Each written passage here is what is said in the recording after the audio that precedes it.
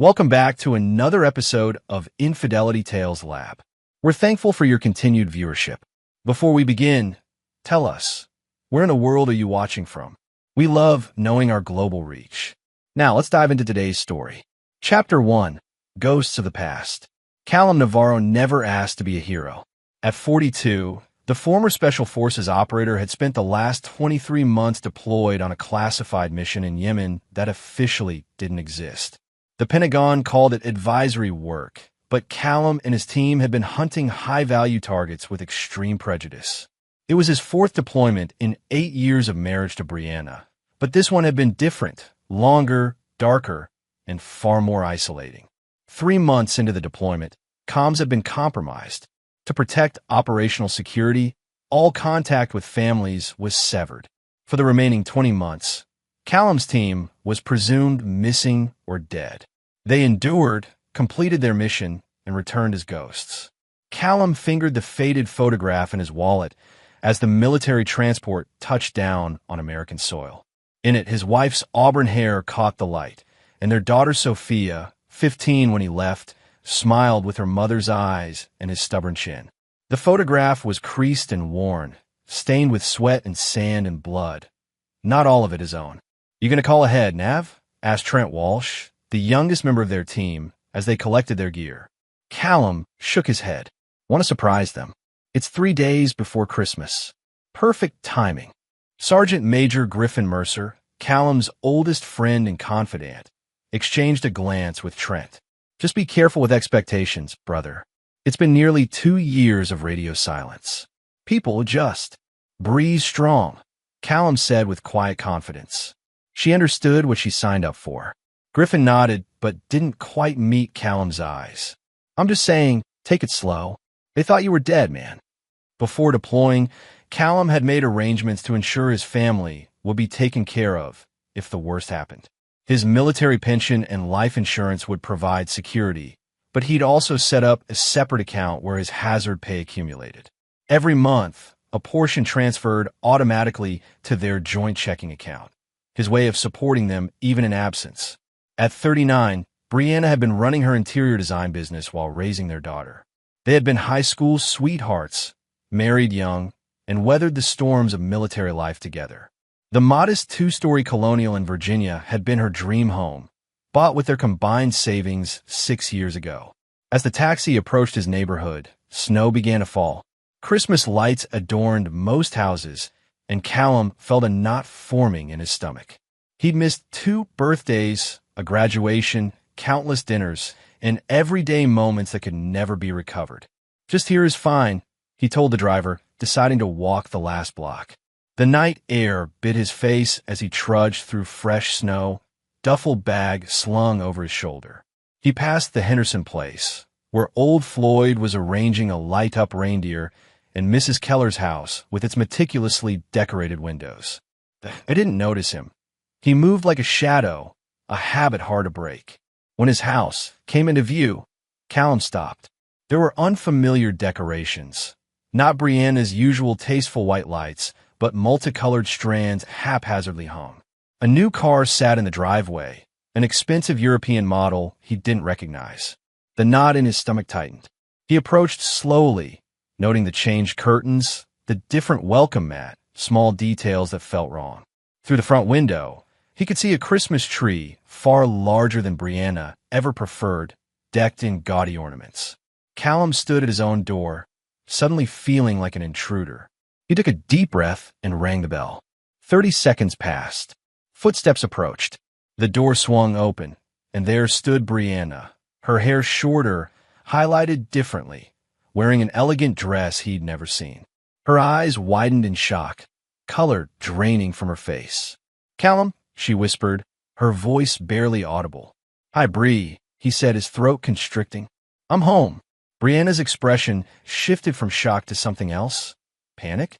Her eyes darted behind her, then back to him. We thought you were dead," she stammered. "I know.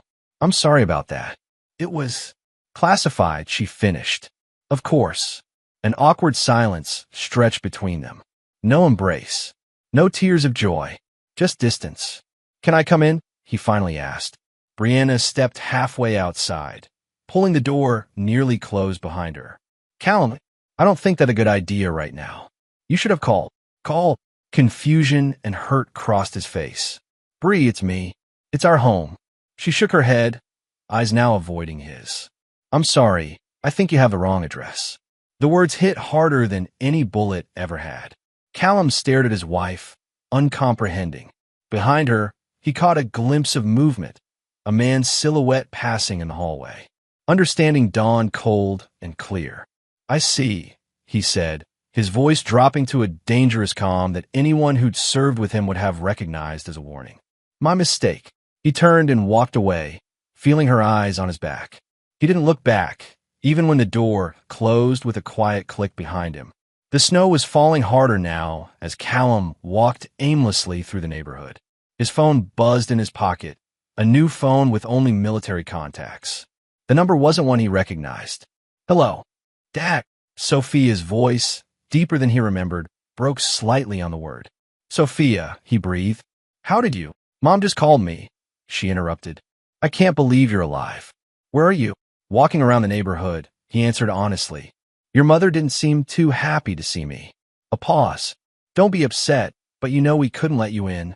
The plural wasn't lost on him. Understood. It's complicated, Sophia continued. Can we meet tomorrow? Talk properly? Of course, Callum agreed, his mind racing. Where are you now? I'm at college, but I'm coming home tomorrow for Christmas break. Let's meet at Riverside Park at noon. I'll be there, he promised. I should go. I'm glad you're alive, Dad. As she hung up, Callum heard her voice, muffled as if she'd pulled the phone away too late. He still thinks helping with rent means he's automatically included. The words struck like physical blows. His daughter hadn't just forgotten to hang up.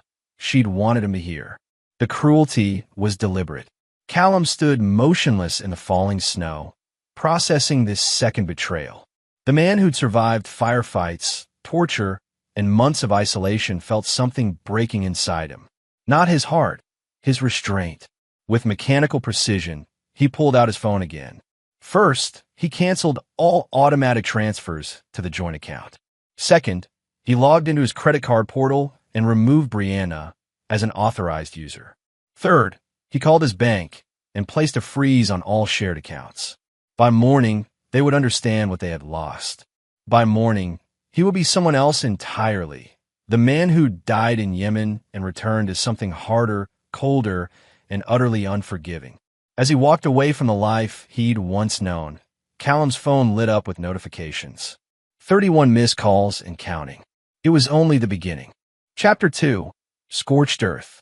Callum spent the night at a budget motel on the outskirts of town, a sparse room with peeling wallpaper and a mattress that had seen better decades. He didn't sleep. Instead, he sat methodically cleaning his K-bar knife, a habit that focused his mind. By dawn, his plan was taking shape.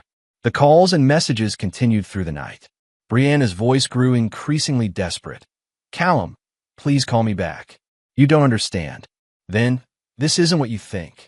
Finally, you can't just cut us off like this. But he could, and he had. At 7 a.m., Callum called Griffin. Jesus, Nav, I've been worried sick.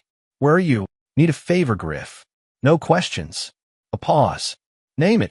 Your cousins still work at First Virginia Bank? Vince? Yeah, he's a VP now.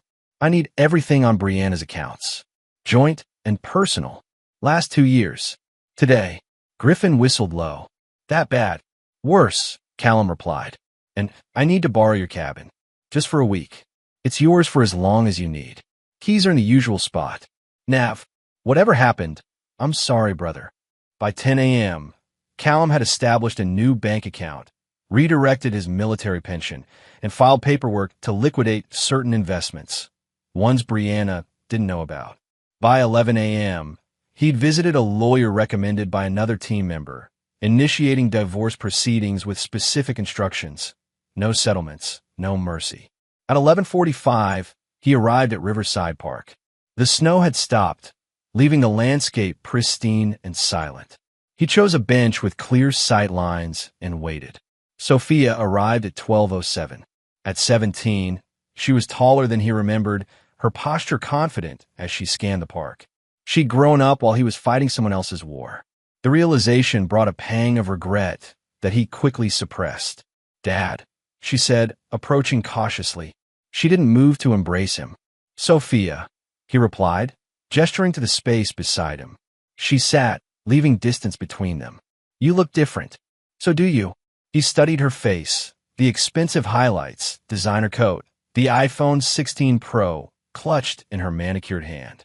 "Seems you've done well for yourself." Her eyes narrowed slightly. "What's that supposed to mean?" "Just an observation." "Look," she said, exhaling sharply. "About what happened yesterday. About what I overheard." Callum interrupted, his voice calm but cold. "That I'm just an ATM to you?" Sophia flinched. "You weren't supposed to hear that." "Clearly. It's not what you think." She shifted uncomfortably. "Mom's been through hell. We both have. You disappeared for almost 2 years, Dad. What were we supposed to do? Mourn me? Remember me? Keep faith?" Each question delivered without emotion. "Instead, you replaced me." "It's not that simple." Her composure cracked. "Nelson has been there for us.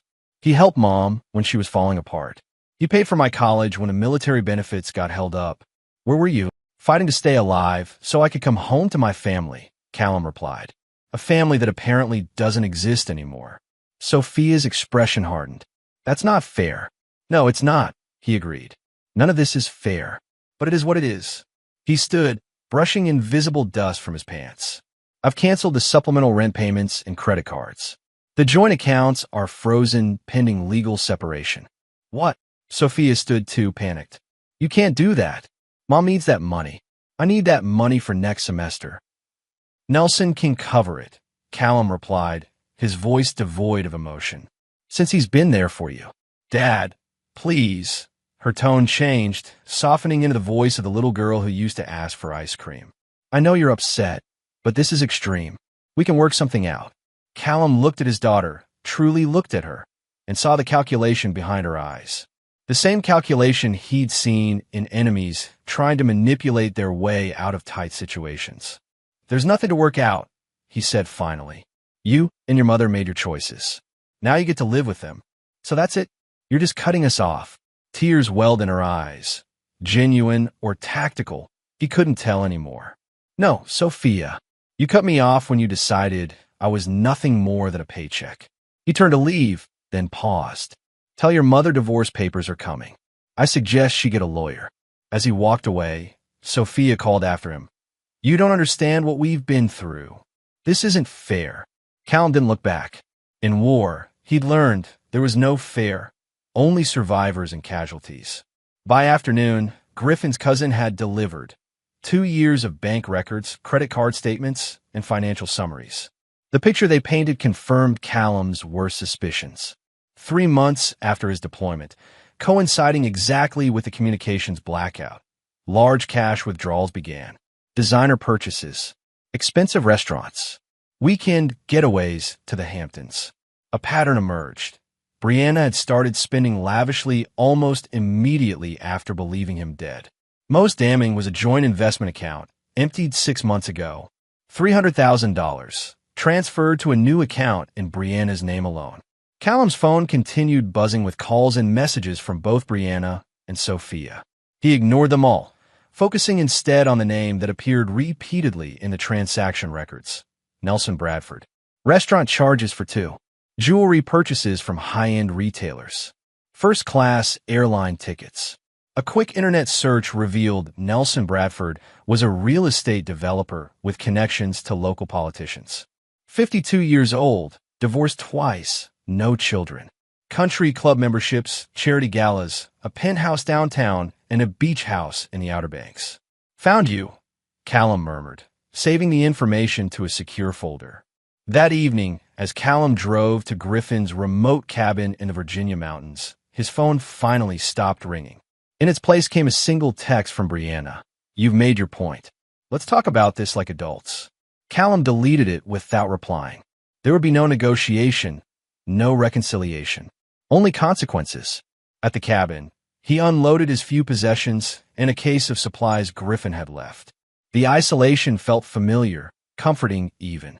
Here, surrounded by wilderness, he could think clearly. On the wooden table, He arranged his materials: bank statements, property records, background checks, maps. For 3 days, he would study his targets, identify vulnerabilities, and devise a strategy, just as he had done countless times on deployment.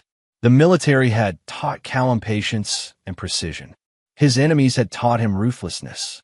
Now, his family would learn what happens when those qualities converged on a single purpose: total devastation. Chapter 3: The Architect of Pain.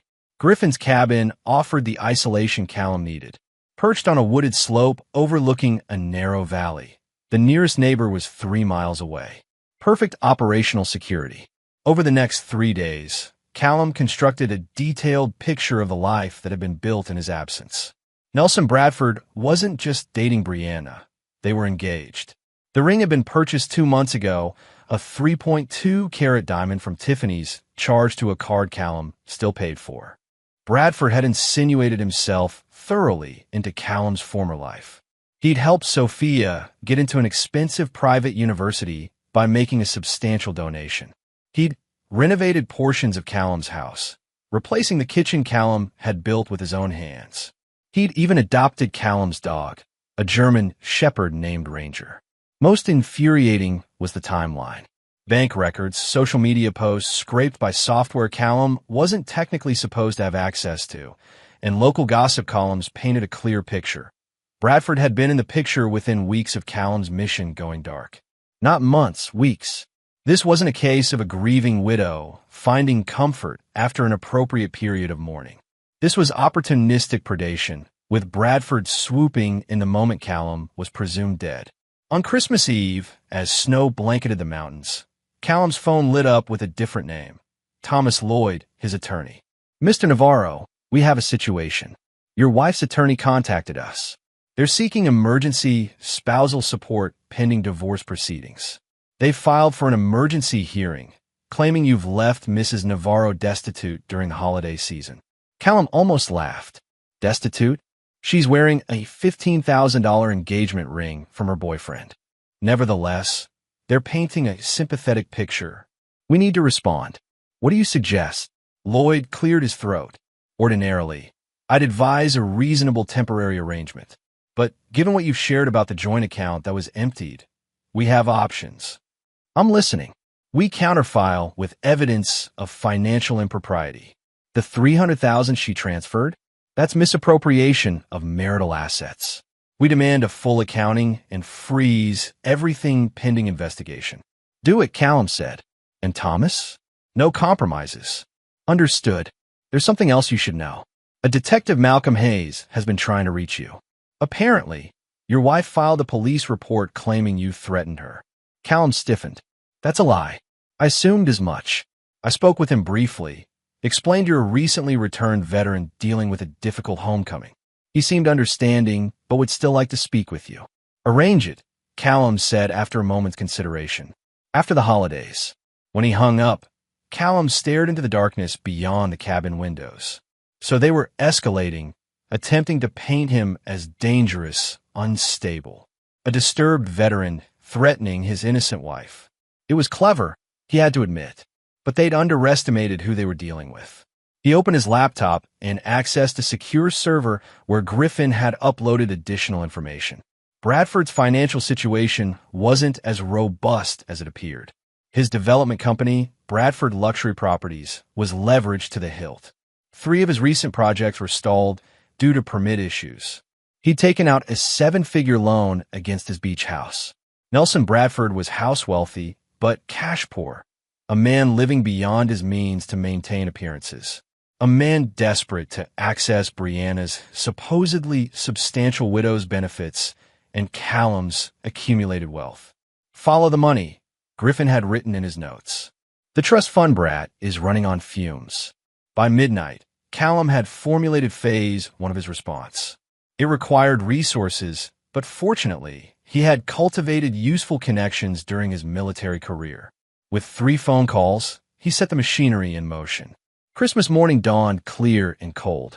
Callum allowed himself a rare moment of reflection.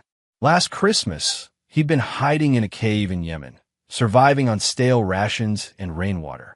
He dreamed of being home, of Brianna's sugar cookies and Sophia's excitement unwrapping gifts.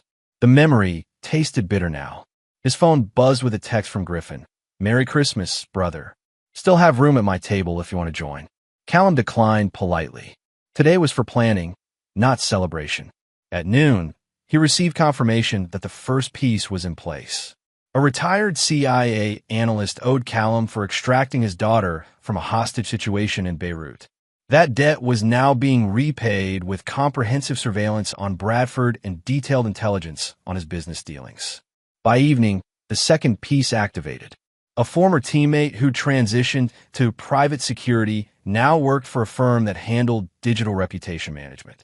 For the right price, they could also do the opposite, systematically dismantle a person's digital presence. The third call had been to Damian Rivers, a Marine who'd served with Callum on his first deployment. Damian now ran a construction company specializing in government contracts. "How dirty are we getting, Nav?" Damian had asked. "Not illegal," Callum clarified. "Just creative. Bradford has 3 stalled projects needing permits.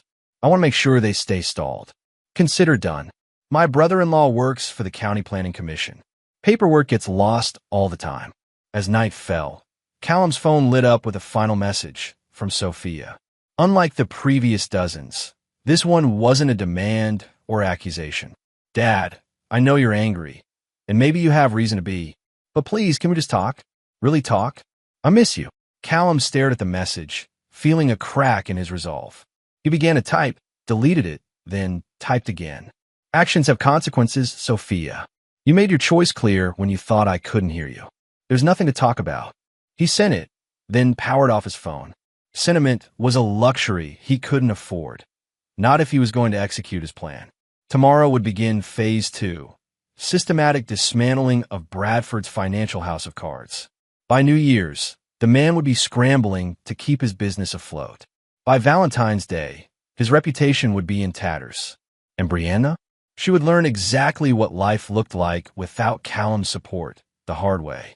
As for Sophia, her betrayal cut deepest. In time, perhaps she would understand the lesson. Loyalty isn't conditional. Once broken, it can never be fully restored. Callum checked his watch. In 6 hours, the financial trap would spring, triggered by algorithms set to execute precisely at market opening. Bradford's loans would be called in simultaneously by 3 different creditors, all recently acquired by shell companies Callum now controlled. The first domino was positioned. All that remained was to apply pressure and watch the cascade of destruction. Chapter 4. Wolves at the Door. The days between Christmas and New Year's passed in calculated precision. Callum moved from Griffin's cabin to a furnished apartment in Alexandria, paid 6 months in advance under a corporate name. From this secure location, he monitored the unfolding chaos. The financial pressure on Bradford manifested first. 3 of his creditors simultaneously demanding immediate repayment created a perfect storm. Bradford's frantic attempts to secure bridge financing failed as word spread through banking circles that he was a credit risk. Mysteriously, potential investors withdrew interest in his stalled projects. On December 28th, Callum met with Detective Hayes at the police station, accompanied by his attorney. The detective, a former military man himself, seemed skeptical of Brianna's claims from the start. "Mrs. Navarro states that you made threatening remarks and displayed erratic behavior," Hayes said, reviewing his notes. "Detective, I spent 30 seconds on her doorstep before being told I had the wrong address," Callum replied calmly. "The woman I've been married to for 8 years, whose expenses I've covered even while presumed dead, claimed not to know me. I walked away without argument." Hayes nodded, making notes. "She claims you've cut her off financially as retaliation. I froze joint accounts pending divorce proceedings after discovering she'd already emptied our investment account of $300,000, Callum countered, sliding across documents Thomas had prepared. "That's not retaliation. That's self-protection." The detective reviewed the papers, his expression shifting. "I see. And these credit card statements showing charges at the Peninsula Hotel in Tiffany's while you were deployed." "Not my purchases, detective." By the end of the interview, Hayes closed his notebook. Mr. Navarro, between us, this complaint appears to be without merit. I'll note that in my report. Thank you, Detective. For what it's worth, Hayes added as they stood to leave, my brother served 3 tours. Came home to find his fiancée had moved on after the second. It's a hell of a thing. Callum simply nodded. Sympathy wasn't what he needed, justice was. On New Year's Eve, Phase 2 accelerated. Bradford's company website experienced technical difficulties, replacing professional project photos with images of unfinished construction and disgruntled workers.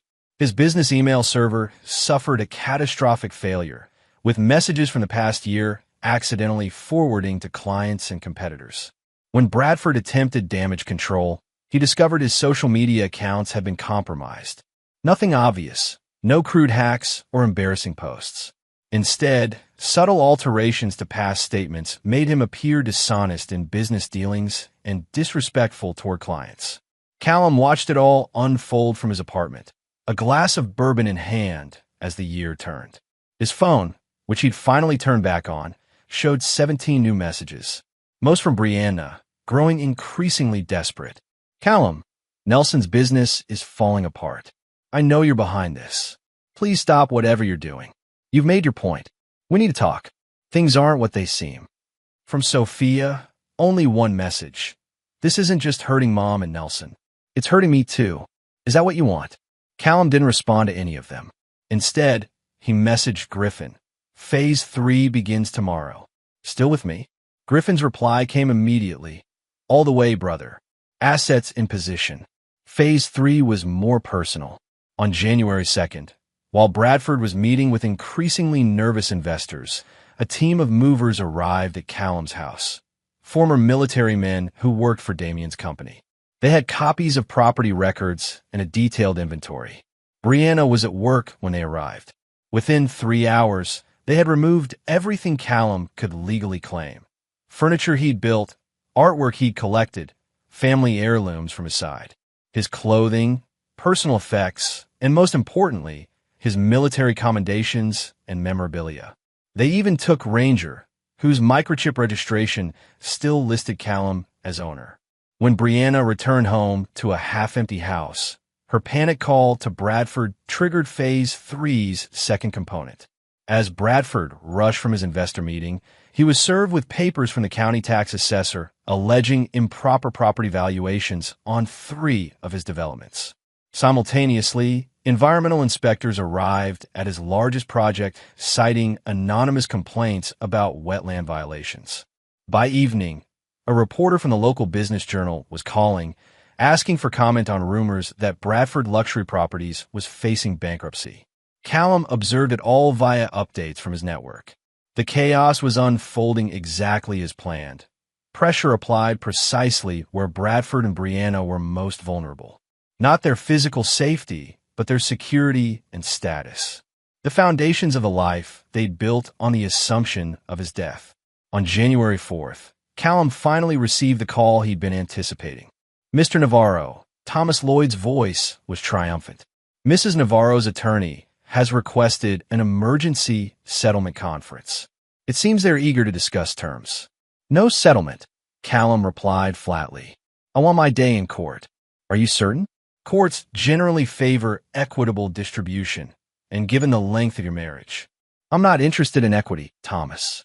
I want everything I'm legally entitled to, and I want it documented that she began a relationship while I was deployed and presumed dead. I want it on record that she emptied accounts and used my money to finance a lifestyle with another man. I want it all public. A pause. That's an aggressive approach, Mr. Navarro. That's the only approach I'm willing to consider. After hanging up, Callum checked his surveillance feed. Bradford's beach house was being inspected by yet another county official, this time questioning whether recent renovations had been properly permitted. The noose was tightening. That evening, as Callum walked Ranger in a nearby park, an unexpected figure approached. Sophia. How did you find me? He asked, instantly alert. I put a tracker app on your phone that time you let me borrow it, she admitted, before you deployed. Despite everything, Callum felt a flicker of pride at her resourcefulness. Smart. What do you want, Sophia? She looked thinner than at Christmas, dark circles under her eyes. You have to stop this, Dad. Mom's a wreck. Nelson's business is imploding. My tuition payment for next semester is due, and no one can cover it. That sounds like a series of problems I didn't create, Callum replied, continuing to walk with Ranger heel. Sophia fell in a step beside him. Didn't create? You're systematically destroying their lives. I'm reclaiming what's mine, he corrected. Everything happening to Bradford is the result of his own overextended finances and questionable business practices. I'm simply accelerating the inevitable. And Mom? What did she do to deserve this? Callum stopped walking, turning to face his daughter fully. She replaced me before my body was even cold. She spent my money courting a new life while I was fighting to stay alive. She emptied accounts we built together over decades. When I returned, alive, she pretended not to know me. What would you call that, Sophia? His daughter flinched at the raw emotion finally breaking through his controlled facade. She was heartbroken when they told us you were missing, presumed dead.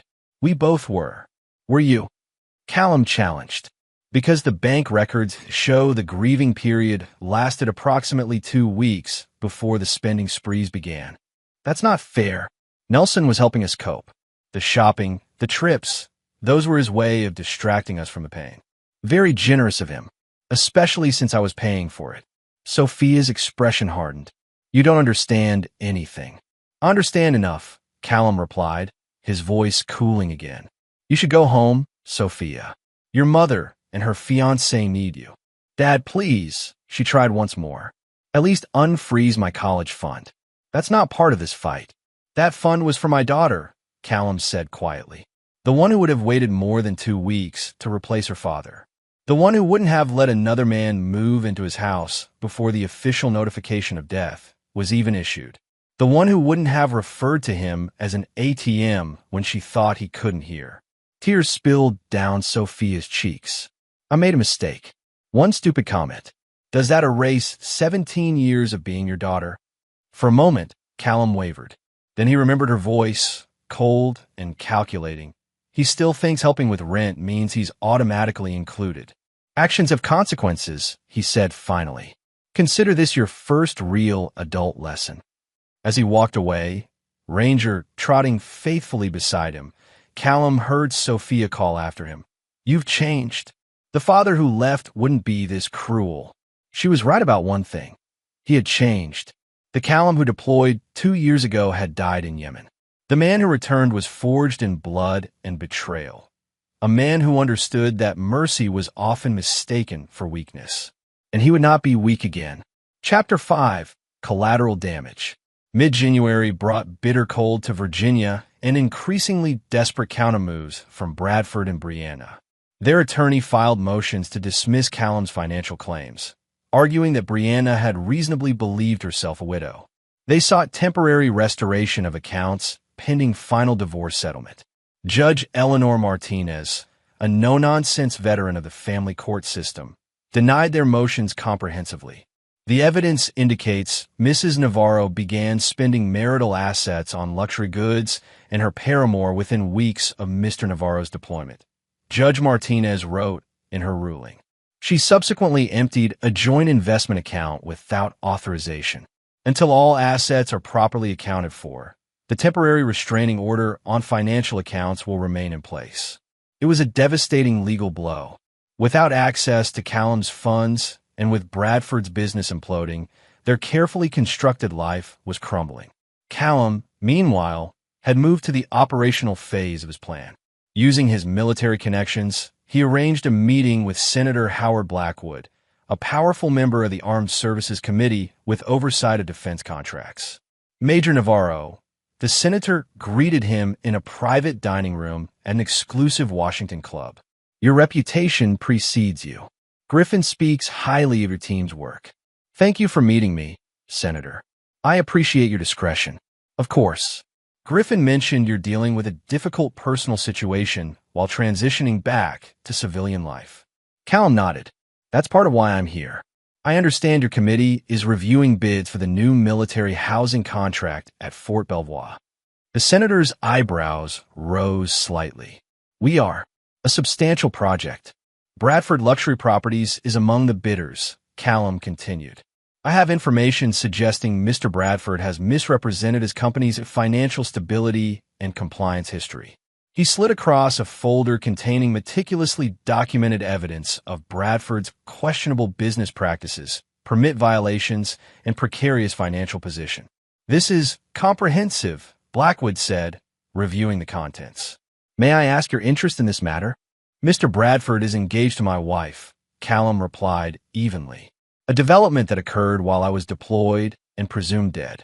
I believe his interest in the relationship was primarily financial, and I'm concerned about the integrity of someone who would pursue a widow under such circumstances.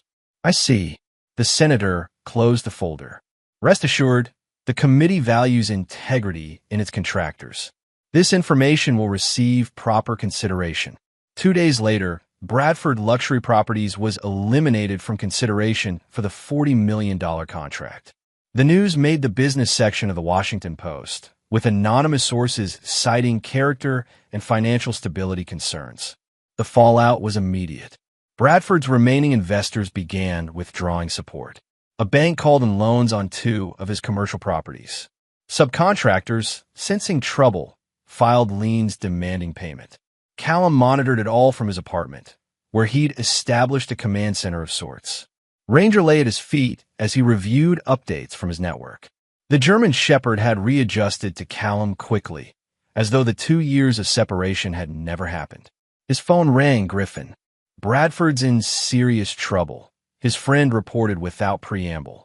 My banking contact says he's trying to secure emergency financing using the beach house as collateral, but no one's biting. Too much smoke around his business now. Good, Callum replied. There's more. Brianna was put on unpaid leave from her design firm. Apparently, some of her clients were Bradford's investors, and they're jumping ship. That news gave Callum pause. He hadn't directly targeted Brianna's career. Collateral damage, he murmured. Yeah, well, there's more collateral incoming. Sophia dropped out of college yesterday. Couldn't make tuition payment. That information landed differently. Despite everything, Callum hadn't intended to derail his daughter's education. She made her choice, he said, more to convince himself than Griffin. She aligned with them. True, Griffin acknowledged. Just thought you should know. Phase 4 still a go. Callum hesitated, then steeled himself. Yes, execute as planned. Phase 4 was the most personal attack yet, targeting the wedding Bradford and Brianna had scheduled for Valentine's Day. A garish affair at the Westfield Country Club, with 200 guests and extensive media coverage planned for the society pages. Within hours, the club manager received documentation of Bradford's financial troubles along with news articles questioning his business practices. By evening, he called Brianna to regretfully inform her that they would need additional financial guarantees to proceed with the event. Simultaneously, the florist, caterer, and rental companies received anonymous tips that payment might not be forthcoming. One by one, they called to request deposits immediately or cancel services. The final blow came when the wedding planner herself resigned, citing ethical concerns after receiving evidence that Brianna's divorce wasn't finalized and that her fiancé was potentially facing bankruptcy. By nightfall, Brianna was frantically calling guests to postpone the wedding. The society columnist who'd planned a feature spread instead began working on a different angle. Local developers fall for grace. That evening, Callum's doorbell rang, an unusual occurrence since few people knew his temporary address. Through the security camera, he saw a woman he didn't recognize, mid-30s, professionally dressed, with a determined expression. Mr. Navarro, she called. My name is Vanessa Chun. I'm Nelson Bradford's sister. We need to talk. Intrigued, Callum opened the door but blocked the entrance. How did you find me?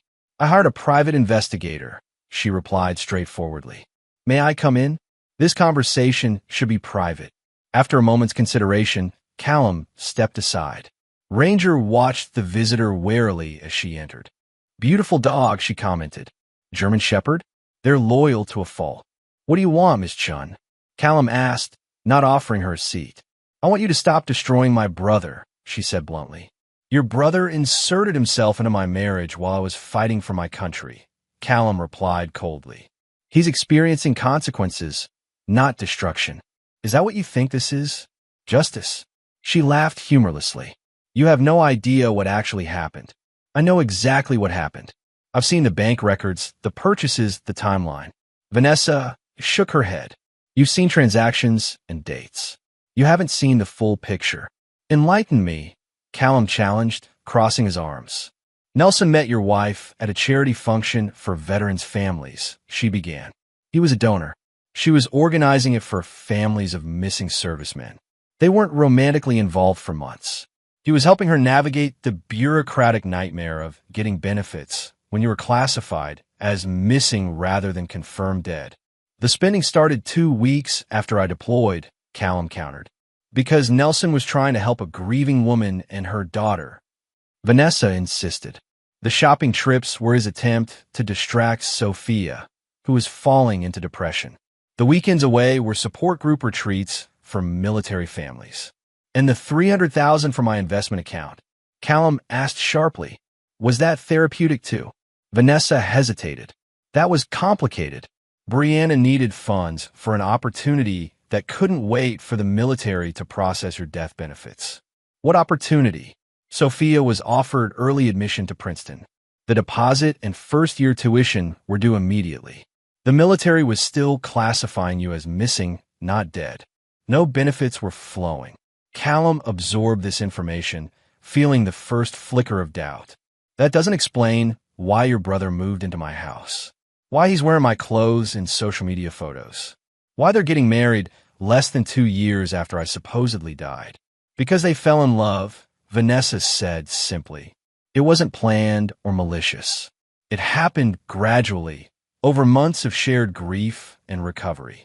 Nelson helped put their lives back together when they were shattered. How convenient for him, Callum replied, unmoved. And now I'm supposed to walk away while they enjoy the life built with my money? No one is asking you to walk away from what's rightfully yours, Vanessa countered. But this scorched earth campaign isn't just hurting them. Nelson employs 63 people who might lose their jobs. Sophia's education is derailed. Is that collateral damage acceptable to you? The question hit harder than Callum wanted to admit.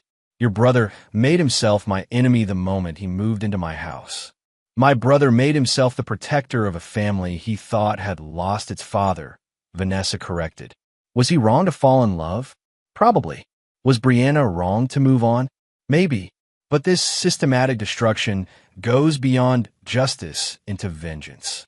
They deserve it, Callum insisted, though with less conviction. Vanessa moved toward the door, then turned back. My brother isn't perfect, Mr. Navarro, but he's not the villain you've constructed. Before you burn everything to the ground, make sure you're targeting the right people for the right reasons. After she left, Callum paced his apartment, Vanessa's words echoing uncomfortably. For the first time since returning, doubt crept in. What if there were explanations he hadn't considered? What if his intelligence was incomplete? He pulled up the file on Sophia's college, Princeton, not the private university he'd initially discovered. The timeline matched Vanessa's story. The $300,000 would cover exactly the first year's tuition, housing, and the required deposit. Then he examined the charity records more carefully. Brianna had indeed organized events for families of missing servicemen. Bradford was listed as a major donor for 3 years running. The weekend trips Callum had assumed were romantic getaways aligned with support group retreats in the locations Vanessa mentioned. Not everything fit this alternative narrative, but enough did to create uncertainty. Had he launched this campaign of destruction based on incomplete information? Had his tactical mind jumped to the worst conclusion because it was trained to identify threats? As dawn broke, Callum made a decision. He called Griffin. I need everything, he said. Not just financial records and social media. Personal communications, emails, text messages, everything between Bradford, Brianna, and Sophia for the past 2 years. That's in a gray area legally, Nav, Griffin cautioned. I know, but I need the truth, not just fragments. After a long pause, Griffin sighed. I'll see what I can do. But Nav, if you're having doubts, maybe slow down the offensive until we know more. Agreed, Callum replied. Hold phase 5 for now. As he hung up, Callum stared at the wall of evidence he'd accumulated. For the first time, he allowed himself to consider an unsettling possibility. What if he was wrong? Chapter 6. Truth and Consequences. The intelligence Griffin delivered 3 days later was comprehensive. Emails, text messages, private social media communications, a digital chronicle of the past 2 years. Callum sequestered himself in his apartment, methodically reviewing everything, searching for the truth. What emerged was more complex than either narrative he'd considered. The earliest communications confirmed Vanessa's account. Bradford had met Brianna through charity work, offering support and guidance without romantic overtures. Brianna's messages to friends revealed genuine grief, not the calculated opportunism Callum had imagined. But as months passed, the nature of their relationship clearly shifted. Bradford became more present in their lives, stepping into roles Callum had once filled. Texts between Brianna and Sophia showed initial resistance to his increasing presence. "Mom, it feels weird having Nelson fix the sink. That was always Dad's job. I know, honey, but we need to accept help where we can get it." By the 8-month mark, Bradford was regularly staying over. Sophia's texts to friends expressed discomfort.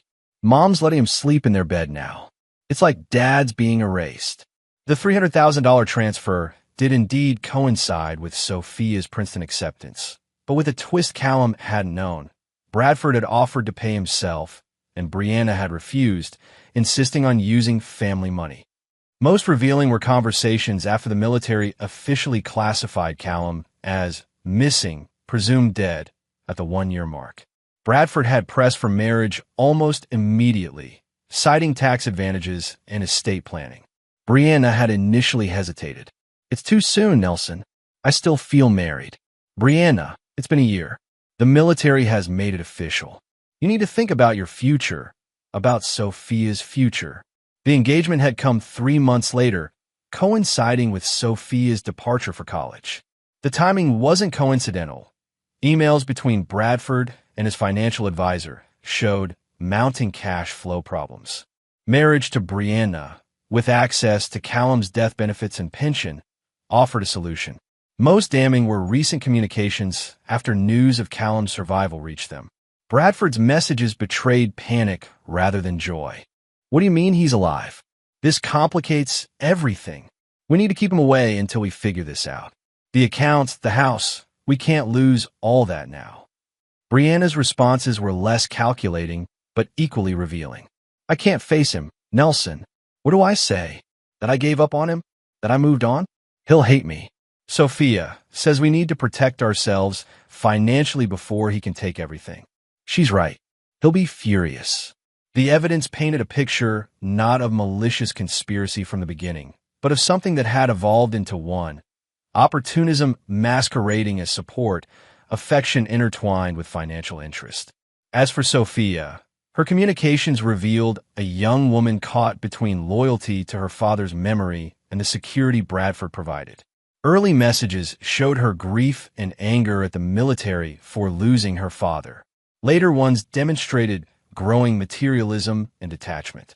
"Nelson says we should renovate Dad's study into my new bedroom. It's been sitting empty for 6 months. Dad will want me to be comfortable, right?" Most troubling were recent exchanges with Brianna after learning of Callum's return. "Mom, we need to be strategic. If he's cutting us off financially, we need to paint him as unstable. The PTSD angle could work with the courts. I'll meet with him, try to make him feel guilty about abandoning us. He always caves when I act hurt." Reading his daughter's calculated manipulation of his emotions hit Callum harder than any physical blow ever had. The daughter he'd raised, the child he'd moved heaven and earth to return to, had become a stranger willing to weaponize his love against him. For 3 days, Callum barely left his apartment, absorbing and processing the complete picture. Neither the total betrayal he'd initially believed nor the innocent misunderstanding Vanessa had suggested, but something messier, more human, and in some ways more painful. By the 4th day, he'd reached a decision. He called Thomas Lloyd. "I want to proceed with the divorce, but with modifications to our approach," he instructed. I'll send over new parameters. Next, he messaged Griffin. Resume Phase 5, revised version. Target Bradford specifically. Leave Brianna and Sophia out of it. Then he did something unexpected. He called Brianna directly. She answered on the first ring, her voice cautious. Callum, we need to talk, he said. In person. Alone. Ah, yes. When? Tomorrow. Noon. The bench at Potomac Park where we used to have lunch. The next day was clear but cold. The park nearly empty as Callum arrived early to secure the location. Brianna appeared precisely at noon, bundled in a coat he didn't recognize, her face drawn and tired. Thank you for meeting me, she said, sitting beside him, maintaining careful distance. I've spent the last week reviewing communications between you, Bradford, and Sophia. Callum began without preamble. I know everything, Brianna. Not just what happened, but why and how. Her face paled. You had us under surveillance? I needed the truth. Not your version, not Bradford's sister's version. The unfiltered truth. That's invasion of privacy, she protested weakly. And emptying our joint account without my knowledge was theft, he countered. But we're beyond legal technicalities now. Brianna looked away, watching a distant jogger. So what happens now? More financial warfare? More sabotage? That depends on you, Callum replied. I'm prepared to be reasonable about the divorce settlement under certain conditions. Hope flickered in her eyes. What conditions?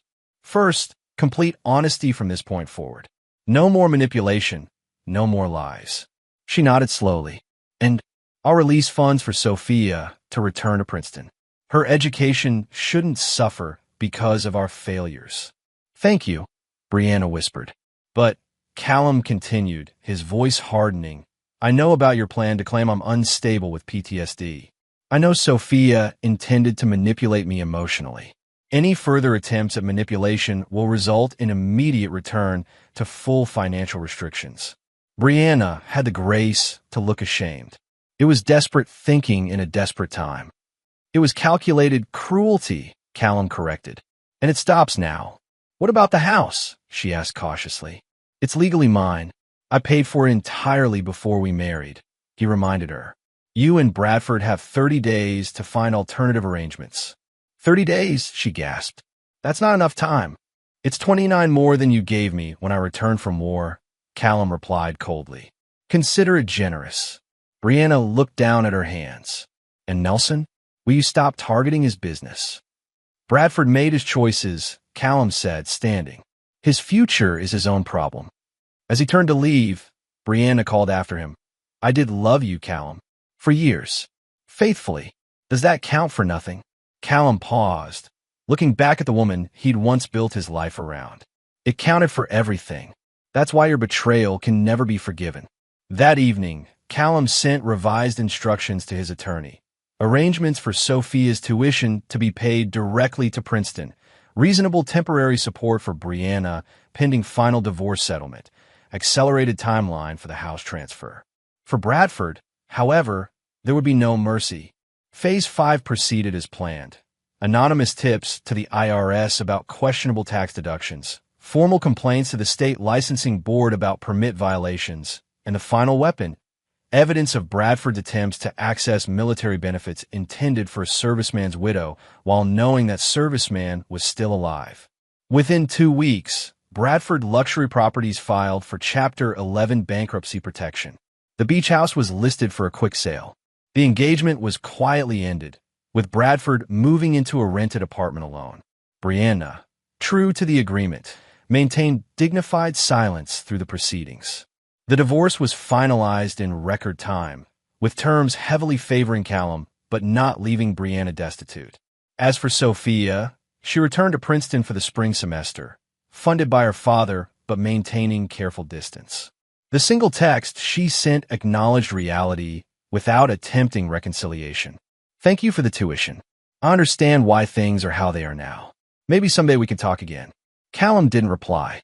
Someday, perhaps. But not soon. Not until the lesson was thoroughly learned. By March, Callum had reclaimed his house, renovating it completely to erase all traces of Bradford's presence. Ranger readjusted to his original home seamlessly, patrolling the perimeter with military precision. The final piece of intelligence came from Griffin in early April. Bradford, financially ruined and professionally disgraced, had left Virginia entirely, relocating to Florida to work for a cousin's struggling real estate office. "It's done," Griffin told him over drinks at their favorite bar. "Total victory. Feel better?" Callum considered the question seriously. "Not better. Different. Clearer. What's next? Back to contracting?" "No," Callum decided. "I've had enough of war. Thinking about consulting. Security sector." Griffin nodded approvingly. "Good field for your skills. And personally, you going to start dating again?" Callum smiled thinly. "Not anytime soon. Some lessons you only need to learn once." As they raised their glasses, Callum felt no triumph, no vindication, only the quiet certainty that in war and betrayal, there are rarely true victors. Only survivors who learn to live with the scars. Chapter 7. Ghosts of Future Past. Summer arrived with Virginia's characteristic heat and humidity. For months since the divorce finalized, 6 since his return from the dead, Callum had established a new rhythm to his life. Consulting work 3 days a week with a private security firm, training with Griffin at a tactical facility they'd set up together, quiet evenings with Ranger.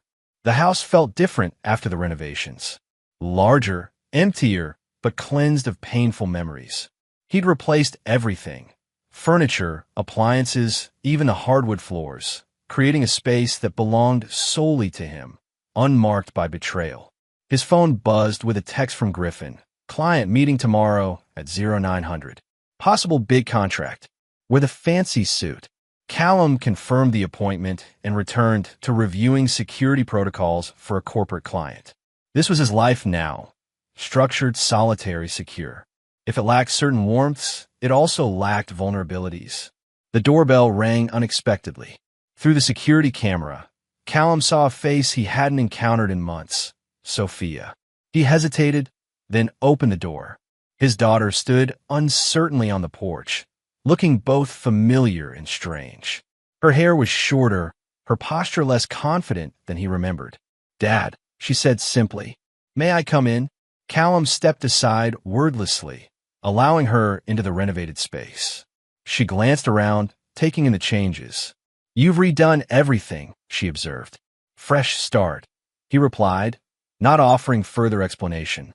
"What brings you here, Sophia?" She set her purse down carefully. "I finished my first year at Princeton. Thought you might want to know I made Dean's List." "Congratulations," Callum said with genuine pride despite himself. "That's impressive." An awkward silence stretched between them. Ranger patted over, sniffing Sophia's hand cautiously before allowing her pet him. "At least someone's happy to see me," she attempted to joke. Callum didn't smile. "Why are you here, Sophia?" "Really?" She straightened, meeting his eyes directly for the first time. "I owe you an apology. Multiple apologies, actually. I'm listening. What I said that day, about you just being an ATM, about not being automatically included, it was cruel and unfair. I was confused and angry, trying to protect the life I thought I had." Callum remained silent, his face unreadable. "The way we treated you when you came home was unforgivable," she continued. "I won't make excuses. I need you to know I'm sorry." "Noted," Callum said, his voice neutral. "Is that all?" Sophia flinched at his coldness. "I've been in therapy this semester, trying to understand why I did what I did, how I could have betrayed my own father that way. And what conclusions have you reached?" She sighed, looking suddenly young and vulnerable. "That I was scared. When they told us you were missing, presumed dead, I couldn't process it." Nelson stepped in, made everything seem okay again. He filled the void so completely that when you actually came back, it felt like you were the intruder, not him. "That doesn't excuse calculating to use my PTSD against me in court," Callum noted. Sophia's eyes widened. "You know about that." "I know everything, Sophia. Every text, every email, every conversation." She looked away, ashamed. "I was desperate and stupid. I don't expect forgiveness. I just needed to tell you I'm sorry, face to face." Callum studied his daughter, seeing echoes of both the child she had been and the woman she was becoming. Despite everything, blood remained blood. "I appreciate your coming here," he said finally. "It can't have been easy. Is there any chance," she asked hesitantly, "that someday we might have some kind of relationship again? Not like before, I know that's gone. But something—" Callum considered her question seriously. "That depends on you, Sophia. Trust, once broken, doesn't mend easily.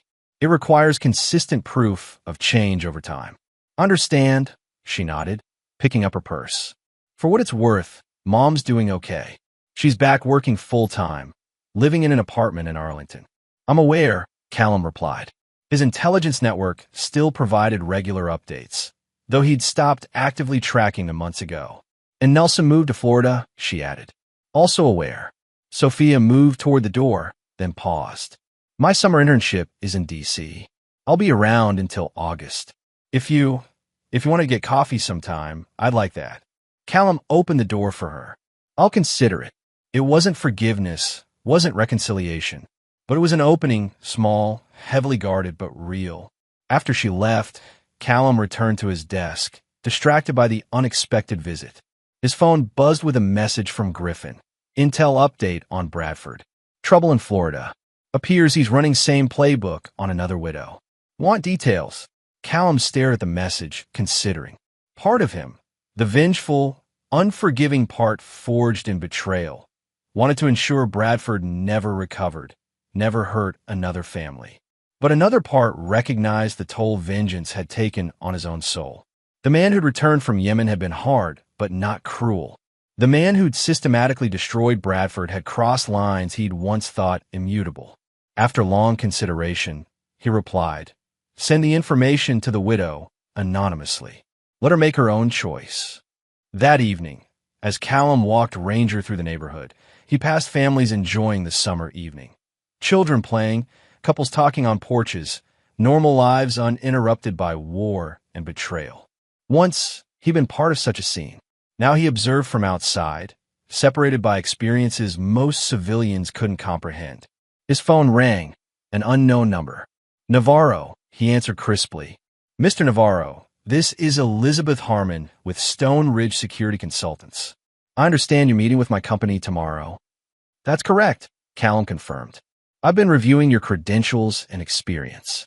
Frankly, Mr. Navarro, we're not looking to hire a consultant. We're looking for a partner." Callum stopped walking. "A partner?"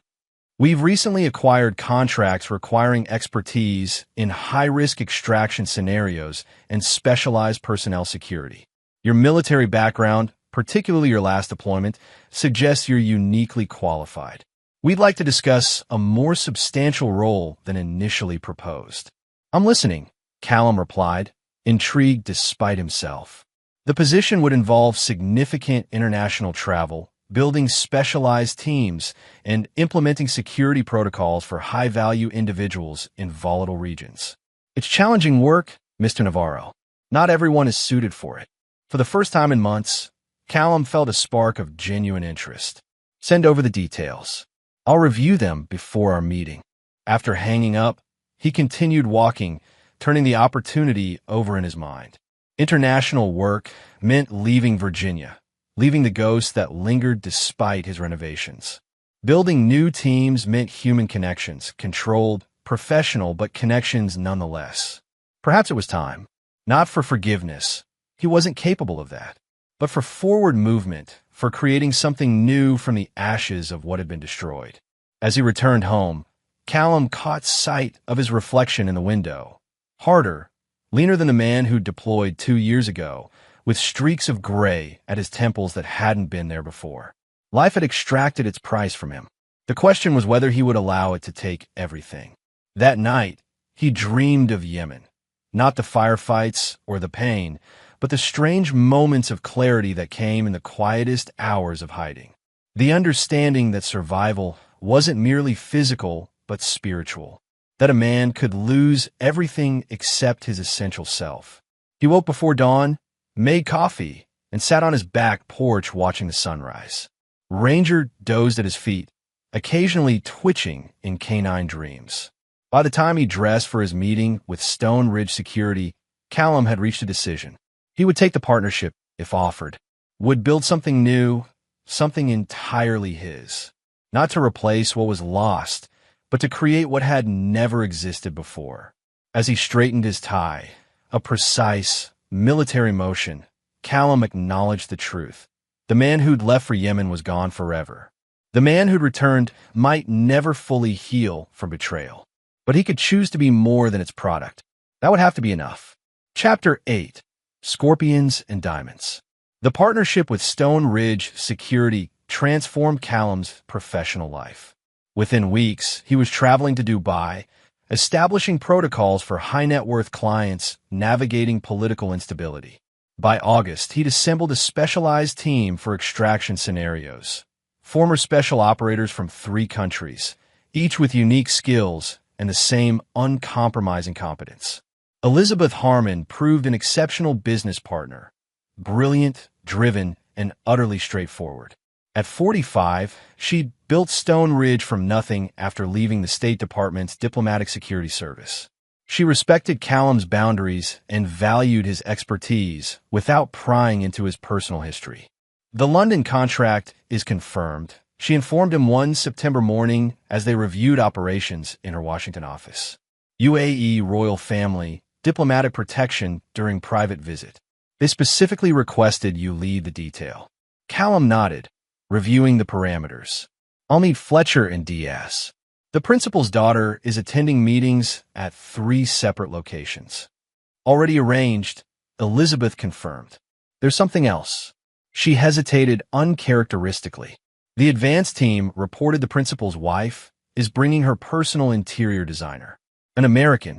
Something in her tone made Callum look up sharply. Brianna? Elizabeth nodded once. Your ex-wife. I only just discovered the connection.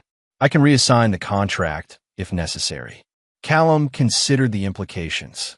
It had been 9 months since the divorce, 6 since any direct contact. The wounds had scarred over, if not healed completely. No need, he decided.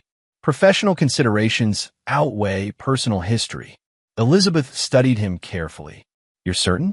Our reputation depends on flawless execution. My team's performance won't be affected, Callum assured her, his voice steady. We leave Wednesday. 0600 from Dulles, she confirmed. Callum, if you change your mind, there's no shame in that. He appreciated her concern, but dismissed it with a slight shake of his head.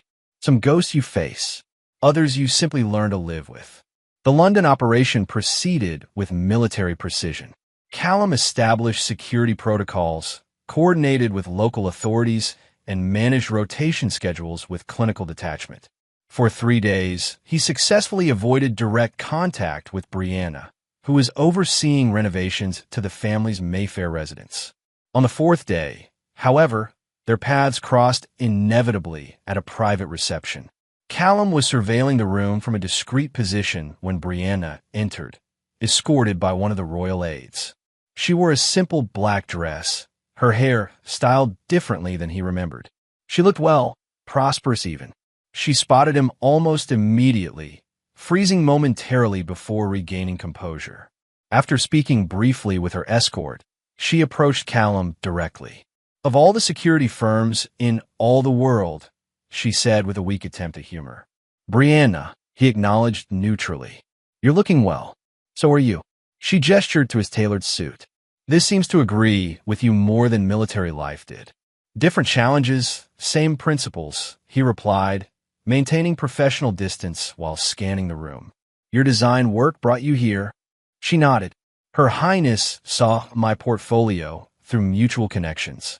It's the biggest commission I've ever received. A pause. I didn't expect to see you here. Likewise.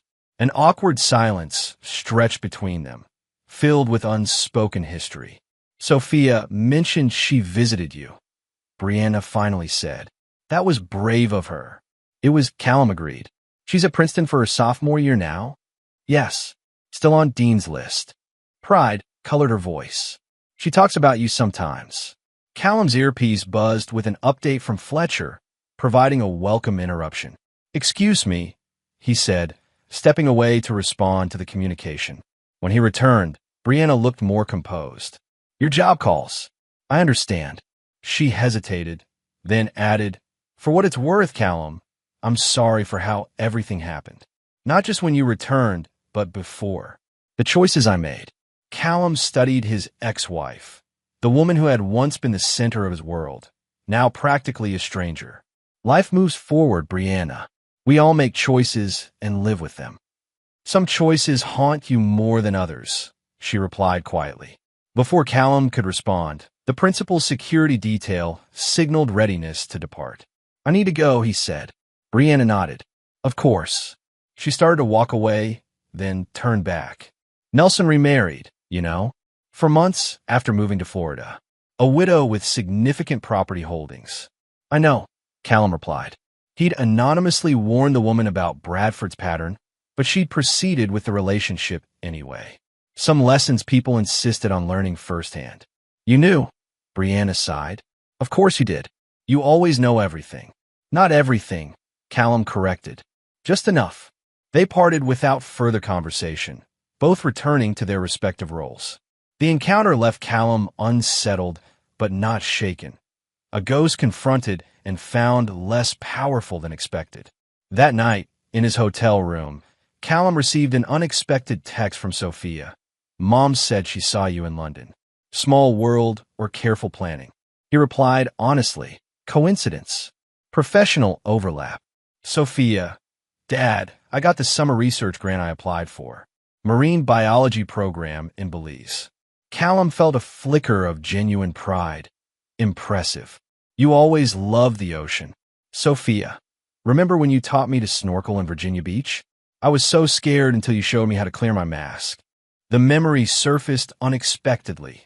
Sophia, at 8, wide-eyed and determined despite her fear, his patient coaching until she finally relaxed into the experience. Before deployments and betrayals. Before everything changed. I remember, he texted back. You were fearless once you got the hang of it. Sophia, I'm trying to be fearless again. In my own way. The message struck deeper than she could know. Callum considered his response carefully. That's all any of us can do. The London assignment concluded successfully 3 days later. On the flight back to Washington, Elizabeth reviewed their performance metrics while Callum finalized his assessment report. The UAE team requested you specifically for their Qatar operation next month, she noted. Your reputation is growing. Our reputation, Callum corrected. Stone Ridge delivers the results. I'm just one component. Elizabeth smiled, a rare expression from the normally reserved woman. Modest as always, Navarro. But we both know your particular skills are what's driving our expansion. She hesitated, then added, the Qatar operation would require a 4-month commitment on ground. Extended presence, building local teams, comprehensive security architecture. For months, Callum repeated, considering the implications. That's significant. It is, Elizabeth acknowledged. But the compensation reflects the commitment. And frankly, you're the only one with the right experience for this. What about Ranger? Your dog? Bring him. The principal has 3 German shepherds himself. Adores them. Callum found himself strangely tempted. For months away from Virginia, from the lingering ghosts of his past life. For months building something entirely new. I'll need to make arrangements, he said finally. But yes, I'll take it.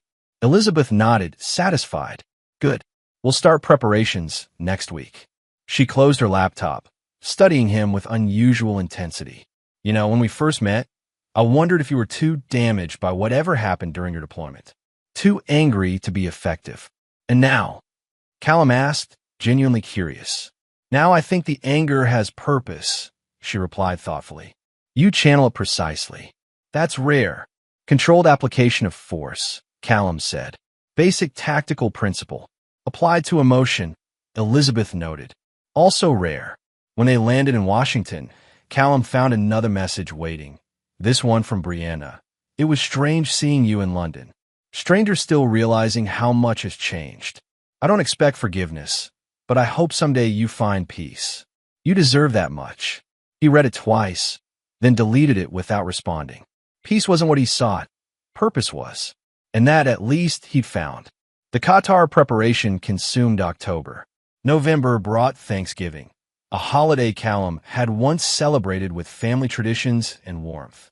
This year, he accepted Griffin's invitation to dinner with his extended family, finding unexpected comfort in the chaotic energy of children and cousins and conversations that required nothing of him beyond presence. "You leave next week?"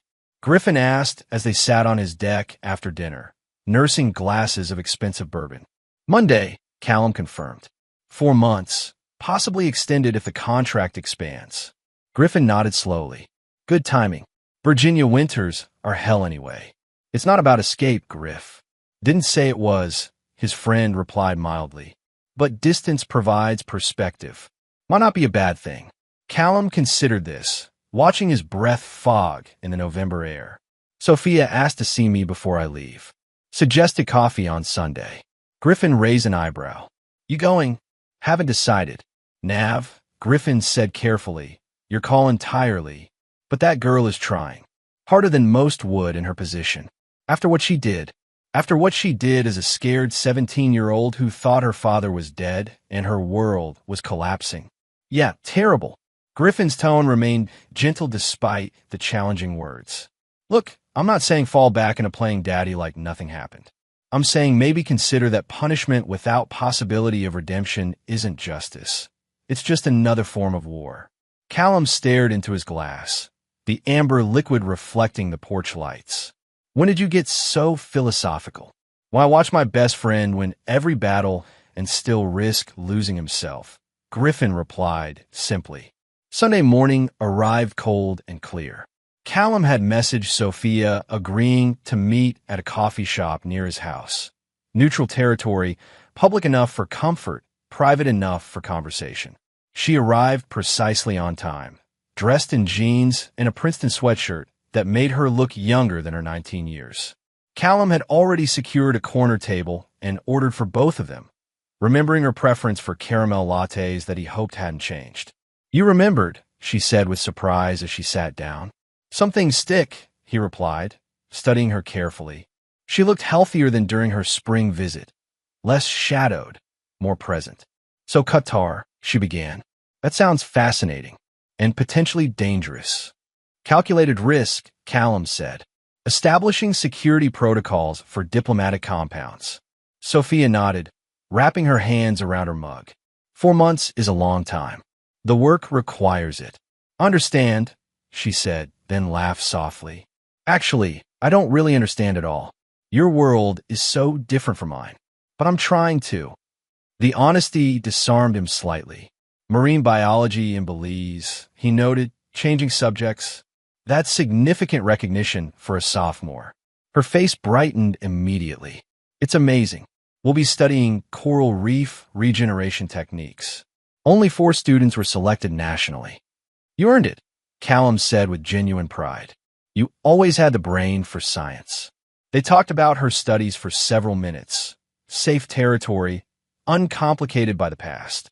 Gradually, Callum found himself relaxing incrementally, remembering the curious child who had always asked questions about how things worked. Finally, Sophia set down her mug decisively. "Dad, I have something to ask you. It's okay if the answer is no." Callum tensed slightly. "Go ahead. Next summer, after Belize, I'm planning to stay in the Caribbean for 2 weeks. Just decompression time. There's this little island near St. Thomas that you always talked about visiting someday." She hesitated. "I wondered if you might want to meet me there. Not for long. Maybe just a few days." The invitation caught Callum completely off guard. St. Thomas had been a dream destination he'd mentioned during deployments, a fantasy of white beaches and clear water that had sustained him through desert warfare. "That's unexpected," he managed. "I know it's a lot to ask," Sophia rushed on. "And like I said, it's completely okay if you're not ready for that. I just thought, neutral territory. No memories there. No history to navigate." Callum studied his daughter's face, the mixture of hope and fear, courage and uncertainty. He recognized the tactical approach, choosing territory that carried no emotional landmines, offering a limited time frame, acknowledging his right to refuse. "I can't promise anything," he said finally. 4 months in Qatar may extend, depending on the situation. "Of course," she nodded quickly. "It was just a thought." But, he continued deliberately, if timing allows, I'd consider it. The smile that broke across her face was painfully familiar. The same expression she'd worn at 8 when successfully clearing her snorkel mask for the first time. Genuine, unguarded joy. That would be amazing, she said. Even if it doesn't work out, just knowing you'd consider it means a lot. As they parted outside the coffee shop, Sophia hesitated, then asked, "Can I hug you goodbye?" "It's okay if that's too much." Callum felt ancient defenses shift uncertainly. After a moment's consideration, he nodded once. Her embrace was brief, careful, not the exuberant tackles of her childhood, nor the dutiful motions before his deployment. Something new, tentative, but sincere. "Be safe in Qatar," she said, stepping back. "I'll send you updates from Belize if that's okay." "I'd like that," Callum replied, surprising himself with the truth of it. As he watched her walk away, Callum recognized something he hadn't felt in years. Possibility. Not forgiveness. He wasn't capable of that. Not reconciliation. Too much had been broken. But possibility, the space where new things might grow in the ruins of the old that existed. Small and fragile, but present. It was, he decided as he turned toward home, enough to begin with. Chapter 9. Steel and Silence. Qatar exceeded Callum's expectations professionally. The royal family's security concerns were legitimate and complex, requiring his full expertise. He built a team of 23 specialists, developed comprehensive protocols, and implemented cutting-edge systems. The 4-month contract extended to 6, then 8 as additional properties were added to his security portfolio. Elizabeth visited quarterly, each time expanding their scope and influence. Stone Ridge's reputation grew exponentially, with Callum's methodologies becoming the gold standard for high-risk protection in the region. "The Saudi royal family has approached us," Elizabeth informed him during her August visit. "They've offered a 3-year contract to overhaul their entire security infrastructure. 8 figures, Callum, plus equity partnerships in related ventures." They sat on the terrace of his company-provided villa, overlooking the Persian Gulf. Ranger dozed nearby, having adjusted perfectly to desert life. The dog's loyalty remained constant while everything else shifted. 3 years, Callum repeated, considering the implications. Significant commitment. Life-changing opportunity, Elizabeth corrected. "I'm prepared to offer you full partnership in Stone Ridge. Equal ownership, equal control." Callum raised an eyebrow. "You've built this company from nothing, Elizabeth. Why share control now?" "Because you've transformed what was possible," she replied simply. "I had a respectable firm before. Now we're redefining the industry. That deserves recognition." The offer was compelling, financially, professionally, strategically. It would also mean establishing a more permanent presence in the Middle East, further distance from his former life. "I need time to consider," he said finally. Elizabeth nodded, unsurprised. "Of course. We have 30 days before they require an answer." After she left, Callum sat watching the sunset paint the Gulf in shades of amber and gold. His phone chimed with a new message from Sophia, now a regular occurrence. She'd been sending updates from Belize, photographs of coral formations, excited descriptions of research breakthroughs, occasional personal reflections. Today's message was different. Research program ends next week. Still planning 2 weeks in the Caribbean after. St. Thomas offer still stands if your schedule allows. No pressure either way. Callum stared at the message, feeling conflicting impulses. The island meeting had remained a nebulous possibility throughout his time in Qatar, neither committed to nor dismissed. Now it required decision.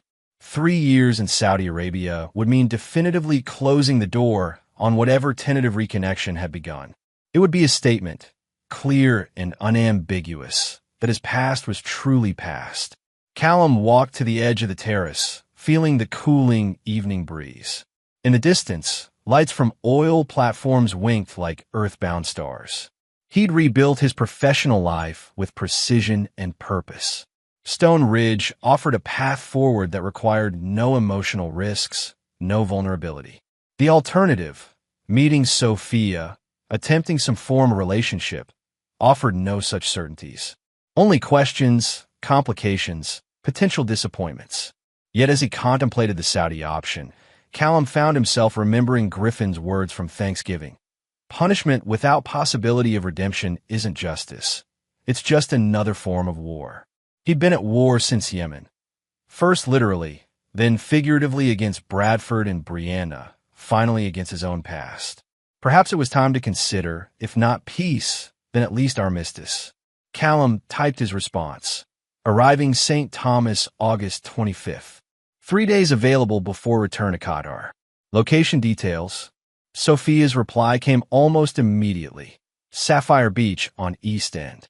Small villa rental. I'll send specifics. Really looking forward to this, Dad. The decision made, Callum felt strangely unburdened. Not optimistic, precisely. He'd lost the capacity for easy optimism in Yemen, but open to possibilities previously unimagined. He messaged Elizabeth. Need to schedule personal leave before Saudi decision. August 25th to 28th. Her response was characteristically direct. Noted. Travel safely. The Caribbean in late August was everything Callum had imagined during desert deployments. St. Thomas greeted him with lush vegetation, crystal waters, and air that tasted of salt and possibility. He'd traveled light, tactical habit, with only a small duffel and his ever-present situational awareness. The villa Sophia had rented exceeded his expectations. Perched on a hillside overlooking Sapphire Beach, it offered privacy, security, and breathtaking views. 2 separate bedroom suites with a shared living area provided appropriate space for their tentative reconnection. She was waiting on the terrace when his taxi arrived, tan from Belize, her smile nervous but genuine. You came, she said simply. I said I would, Callum replied, setting down his bag. You've said that before, she noted without accusation. Then deployments happened. The observation hung between them. Acknowledgement of broken promises neither had controlled. Different circumstances now, Callum said finally.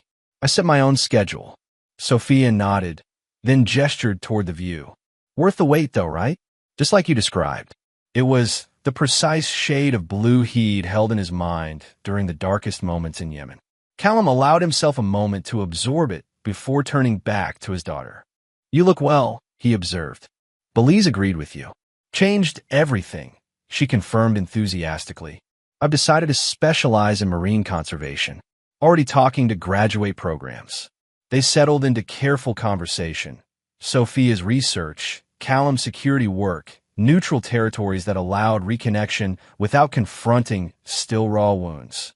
They prepared dinner together, discovering surprising ease in shared tasks requiring minimal conversation. As night fell, they sat on the terrace with glasses of local rum, watching stars emerge over the water. The silence between them had transformed from awkward to contemplative. I didn't think you'd come, Sophia admitted finally. I hoped, but I wouldn't have blamed you if you hadn't. I almost didn't, Callum replied honestly. What changed your mind? He considered the question carefully. Perspective. Distance from what happened. Sophia nodded slowly. I've been thinking a lot about that time. Try to understand my own choices. And I was terrified of losing everything, she said quietly. When they told us you were missing, it wasn't just losing my father. It was losing our home, our stability, our future. Nelson offered certainty when everything felt like quicksand. Callum remained silent, allowing her to continue. It doesn't excuse what happened when you came back, she acknowledged. That was unforgivable. But I want you to know it wasn't because I didn't love you or didn't miss you. It was because I was afraid of losing everything again. The explanation held elements of truth Callum recognized. Fear making rational people irrational, security overriding loyalty. He'd seen similar patterns in war zones, where survival instincts overwhelmed moral considerations. Understand fear, he said finally, better than you might think. They talked longer than either had anticipated, carefully navigating toward understanding without demanding forgiveness or absolution. When they finally retired to their separate rooms, something had shifted, not healed, but perhaps beginning to scar properly. The next 2 days unfolded with unexpected ease. They snorkeled together, Sophia's expertise now far exceeding the basics he'd taught her as a child. They hiked coastal trails, sharing comfortable silences punctuated by observations about marine life or security considerations, their respective passions. On the final evening, as sunset painted the sky in impossible colors, Sophia broached the subject they'd circled carefully for 3 days. "Mom asks about you sometimes," she said, watching his reaction. Not intrusively, just if you're okay. Callum kept his expression neutral. "And what do you tell her?" "That you seem to be building something new. That your work matters." Sophia hesitated. "She's seeing someone. A widower she met through her church. Nothing serious yet." "That's her business," Callum replied without inflection. "I know. I thought you should know." "Thank you for telling me," he said, finding the information affected him less than expected. Brianna's life had become a separate reality, connected to his only through Sophia. "What about you?" she asked cautiously. "Is there anyone in Qatar?" Callum shook his head. "The work is all-consuming. And I'm not." He paused, seeking the right words. "I'm not built for that kind of trust anymore." Sophia nodded, understanding more than he'd intended to reveal. "The woman you mentioned, your business partner, you trust her." "Professionally," Callum clarified. "That's different, is it? Seems like professional betrayal would be just as devastating in your line of work." The observation was unexpectedly perceptive. Elizabeth had indeed earned his trust through proven reliability and shared purpose, qualities he'd once thought he'd found in Brianna. "It's calculated risk," he said finally.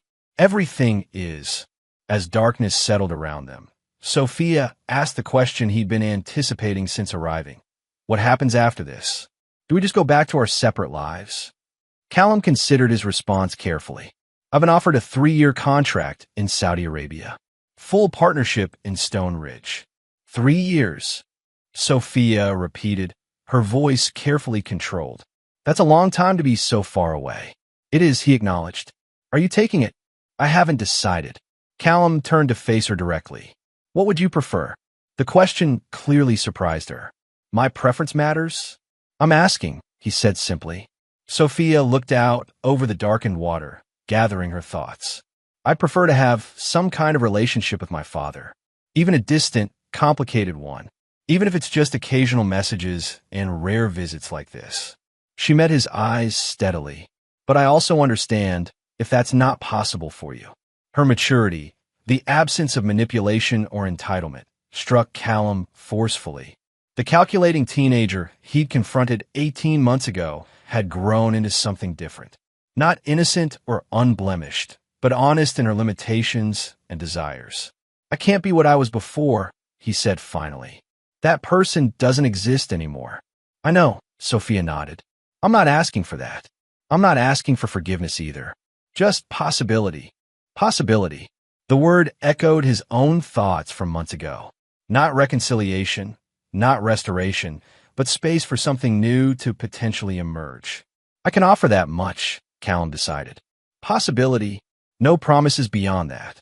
Sophia's smile was small but genuine. "That's enough. More than I expected, honestly." On his final morning, as Callum prepared to depart for the airport, Sophia handed him a small package wrapped in simple paper. "What's this?"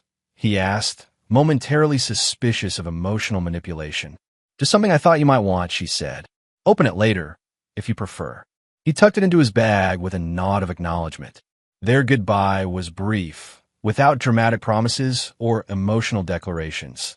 Just a simple exchange of contact information and tentative plans to message regularly. As his plane lifted off, Callum finally unwrapped the package. Inside was a waterproof case containing a flash drive and a handwritten note. "These are the photos and videos from before, in case you ever want to remember. They weren't all lies." In his Qatar apartment that evening, Callum inserted the drive into his laptop with military caution. It contained chronologically organized folders of family photographs and videos spanning 18 years, from Sophia's birth to his final deployment. Moments he'd lost when Brianna had refused him entry to their home. Memories he'd deliberately burned during his campaign of retribution. He clicked through them methodically, watching his daughter grow from infant to child to teenager. watching himself transform from young father to seasoned warrior, watching Brianna age alongside him, their shared life documented in birthdays and Christmases and ordinary moments. The final video was dated 3 days before his deployment to Yemen. Sophia had recorded it secretly, Callum in the backyard teaching ranger commands, unaware of being filmed.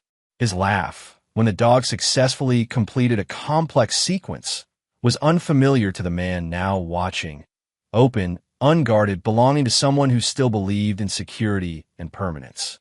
Callum closed the laptop, emotions carefully contained. The past captured in those images was irretrievable, destroyed by war, betrayal, and his own calculated vengeance. But something else remained possible, not restoration, but creation. Something new built on the foundations of hard-earned wisdom. He messaged Elizabeth, decision made on Saudi contract. Let's discuss details when I return. Then, after consideration, he messaged Sophia, arrived safely. Thank you for the photos. The time in St. Thomas was valuable. Her reply came minutes later. For me too. Safe travels back to Qatar. Let me know when you're settled in Saudi. Callum set down his phone, considering the choice he'd made. Not forgiveness. He remained incapable of that. Not reconciliation. Too much had been irreparably broken. But a future disconnected from the cycle of betrayal and retribution. A life built on strength without cruelty, boundaries without isolation, purpose without endless war. He would accept the Saudi contract and full partnership in Stone Ridge. Would build security systems protecting others from the vulnerabilities he'd experienced. Would maintain careful, limited contact with Sophia, not as the father he'd been, but as the man he'd become. Bradford remained destroyed, his predatory pattern exposed and neutralized. Brianna remained separate, navigating consequences of choices made. These outcomes Callum accepted without regret or reconsideration. But Sophia would have possibility. Limited, carefully constructed, but real. Not because Callum had forgiven betrayal, but because he'd chosen to end the war. As night settled over Qatar, Callum stood on his terrace watching distant lights. The man who'd returned from Yemen had sought destruction with surgical precision. The man who now contemplated the Persian Gulf sought something different. Not peace, precisely, but purpose beyond vengeance. It wasn't forgiveness. It wasn't healing. But it was, perhaps, the beginning of something that could eventually become whole again. For now, that was enough. And there you have it. Another story comes to an end. What did you think? I'd love to hear your thoughts in the comments below. If you enjoy this story, consider joining our community by subscribing. It means the world to us. For more stories like this one, check out the recommended videos on screen. And I'll see you there. Welcome back to another story on Infidelity Tales Lab. Before we begin, tell us, where in the world are you watching from? Now, let's dive into today's story. Chapter 1. The Architect of His Own Life. James Bolton had built his life with the same precision he brought to his work as a structural engineer. At 34, he designed 3 award-winning buildings in downtown Chicago, maintained a portfolio that most men his age could only dream of, and married a woman he thought was his equal partner. The brownstone in Lincoln Park, the BMW in the garage, the corner office with Lake Michigan views, these weren't accidents. They were the result of calculated decisions and relentless execution. His father, Richard Bolton, had taught him that lesson early. A former Marine turned construction foreman, Richard had raised James alone after his mother left when he was 7. "Son," Richard would say while they worked on rebuilding engines in their garage, "a man who can't plan is a man who can't win. And a man who can't win isn't worth the air he breathes." James had internalized that philosophy. He'd put himself through MIT, graduated top of his class, and spent his 20s building both his career and his savings. When he met Vanessa Skinner at a gallery opening 5 years ago, he thought he'd found someone who matched his ambition. She was a marketing executive at a pharmaceutical company, beautiful in that sharp-edged way that spoke of discipline and determination. She wore power suits like armor and talked about disrupting markets with genuine passion. They'd married after a year. No children yet, Both had agreed to wait until their careers were more established. James had been fine with that. He was patient, strategic, everything in its time. But lately, the architecture of his life had started showing cracks. It began with small things. Vanessa coming home later from work dinners. Her phone face down on the counter, notifications silenced. New lingerie that he never saw her wear. When James analyzed a problem, he gathered data. He didn't jump to conclusions. So he watched. He noted patterns. He prepared for multiple scenarios. That Tuesday evening in September, James was in his home office reviewing blueprints when Vanessa walked in. She'd been at the gym, or so she'd said, and her hair was perfectly styled, makeup fresh.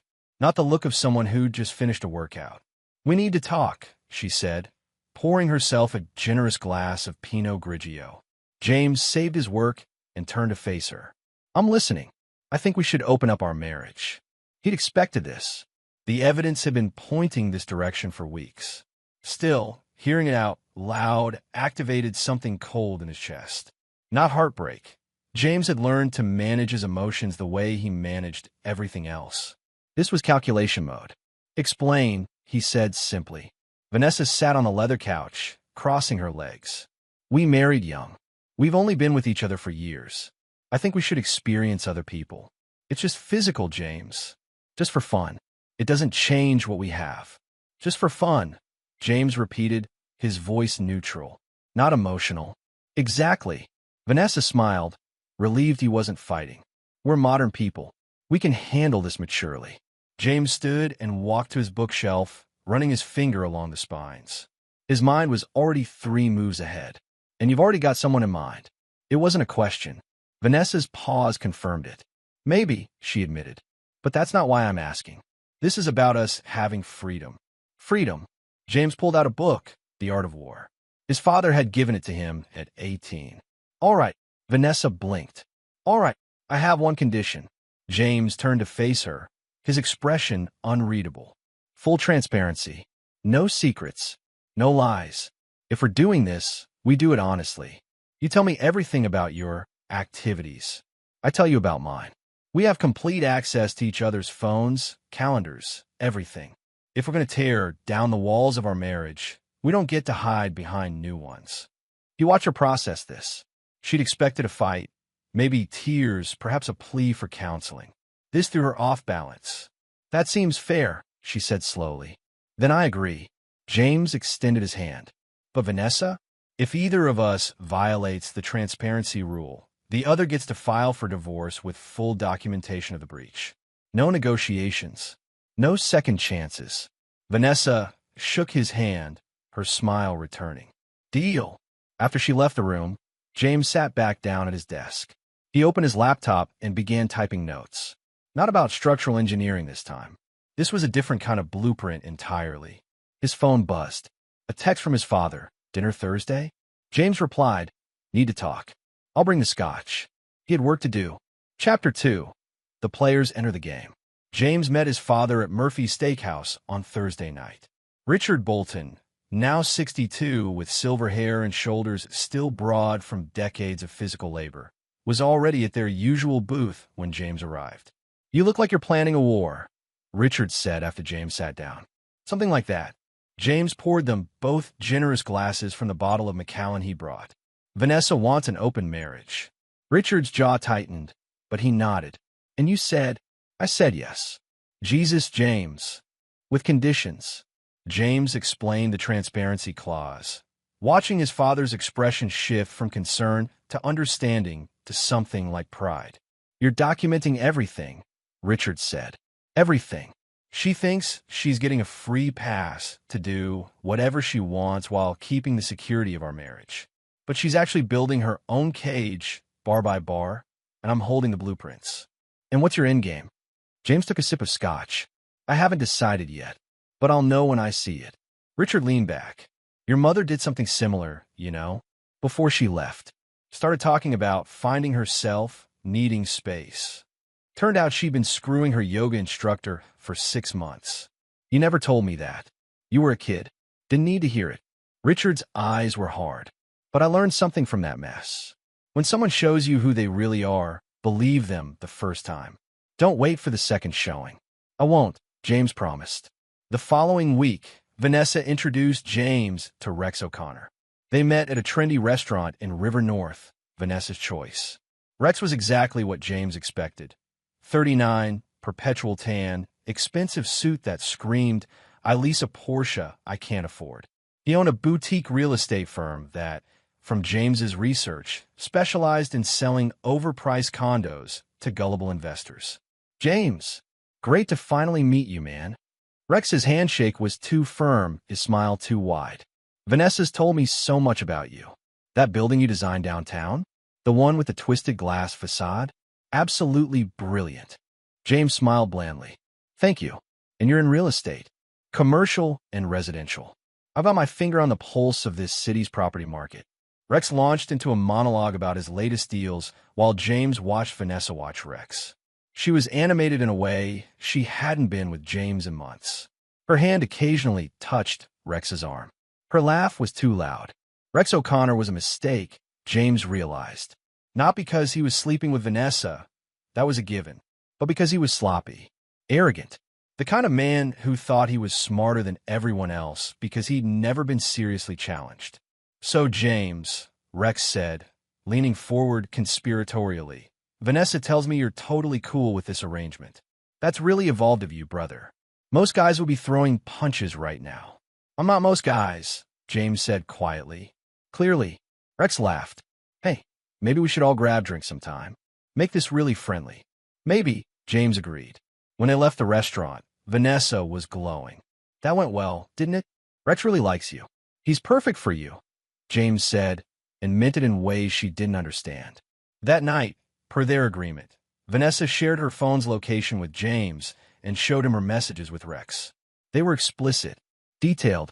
She'd been seeing him for 3 weeks before asking for the open marriage.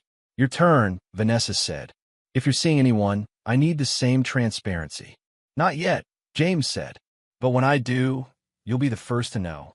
The next morning, James made a call to an old MIT classmate, Danny Pugh, who now worked in private investigation.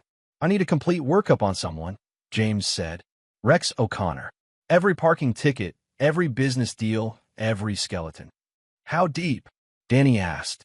"Basement level." "And Danny? I need to know if he's talked to any divorce attorneys." "You think he's playing the long game?" "I think," James said carefully, "that I need to know what game everyone is playing." He hung up and opened his laptop. Time to make his next move. James had been thinking about divorce attorneys since Vanessa's proposal. Not for himself, not yet, but as part of his research. He'd compiled a list of the top 5 divorce lawyers in Chicago, studied their records, their strategies, their win rates. Leah Perkins was at the top of that list. She was a named partner at Perkins and Douglas, a firm that handled high-net-worth divorces with surgical precision. 36 years old, Harvard Law, and according to her record, she hadn't lost a case in 4 years. Her clients walked away with everything they wanted, while their exes walked away with nothing but regrets. James had no intention of using her services, but he was curious. He called her office that afternoon. "I'd like to schedule a consultation." Regarding, her assistant asked. "A potential divorce. High assets. Complex situation. Ms. Perkins charges $500 for initial consultations." "That's fine." The appointment was set for Monday. Chapter 3. Building the Foundation. Leah Perkins' office was on the 43rd floor of the Willis Tower, with windows that overlooked the entire city. Her assistant, a sharp-eyed woman in her 50s, led James to a conference room decorated in minimalist gray and chrome. Leah entered 5 minutes later. She was shorter than he expected, maybe 5'5", with dark hair pulled back in a neat bun and brown eyes that assessed him in seconds. She wore a navy suit that probably cost more than most people's monthly rent. "Mr. Bolton," she shook his hand firmly. "Tell me about your situation." James had prepared for this. "My wife recently asked for an open marriage. I agreed, with full transparency as a condition. I'm here to understand my options. Are you considering divorce now?" "Not immediately, but I like to plan ahead." Leah sat back, studying him. "Most men in your position are emotional wrecks by the time they reach my office. You seem remarkably calm." "I'm an engineer. I deal in facts and structures, not emotions. Emotions are facts in divorce court, Leah said. But I appreciate pragmatism. Walk me through your assets. James did. The house, his name only, purchased before marriage. His retirement accounts. His salary versus Vanessa's. No children. Illinois was a no-fault divorce state, but with proper documentation, fault could still impact property division and alimony. The transparency agreement is smart, Leah said. If she violates it, you have grounds for a fault-based approach, even in no-fault Illinois. It shows deception and willful misconduct. That was the idea. And if you violate it, James met her eyes. I won't. I believe in keeping my word. Leah smiled slightly. Are you seeing anyone else? No, but you're thinking about it. I'm thinking about many things. They talked for another hour. Leah outlined strategies, potential outcomes, worst-case scenarios. When the consultation ended, James felt like he'd hired a general for a war he hadn't officially declared yet. As he stood to leave, Leah said, "Can I speak off the record for a moment?" Of course. Your wife is making a classic mistake. She thinks she's getting freedom, but she's actually surrendering control. The person who wants the open marriage is usually the person who ends up losing the most. Why is that? Because they stop paying attention. They get sloppy. And the other spouse. Leah's smile was razor sharp. They get strategic. Is that what I'm doing? James asked. Being strategic? I don't know. Are you? James didn't answer. He thanked her for her time and left. But 3 days later, Leah Perkins called him. Mr. Bolton, I have an unusual proposition for you. There's a legal conference in Springfield this weekend. I need a +1, someone intelligent who can handle conversation with judges and attorneys. Are you interested? James was surprised. Is this normal practice? No, but you're not a normal client. You're not technically a client at all yet. And frankly, I found our conversation interesting. Most people I meet in my line of work are either victims or predators. You're neither. What am I? I haven't decided. Come to Springfield, and maybe I'll figure out. James thought about Vanessa, currently at Rex's condo, according to her shared location. About the transparency clause that worked both ways. About his father's advice. When someone shows you who they are, believe them. I'll go, he said, but I need to tell my wife. Full transparency. Of course. That evening, James told Vanessa about the invitation. She was getting ready for another date with Rex, standing at their bathroom mirror, applying lipstick. A legal conference? That sounds boring, she said. It's business networking. Could lead to new clients. Whatever. Have fun. She barely looked at him. I'm staying at Rex's tonight. I'll be home Sunday. I know. Your location sharing told me. Vanessa paused, then laughed. Right. The transparency thing. Honestly, James, I'm glad you're being so adult about this.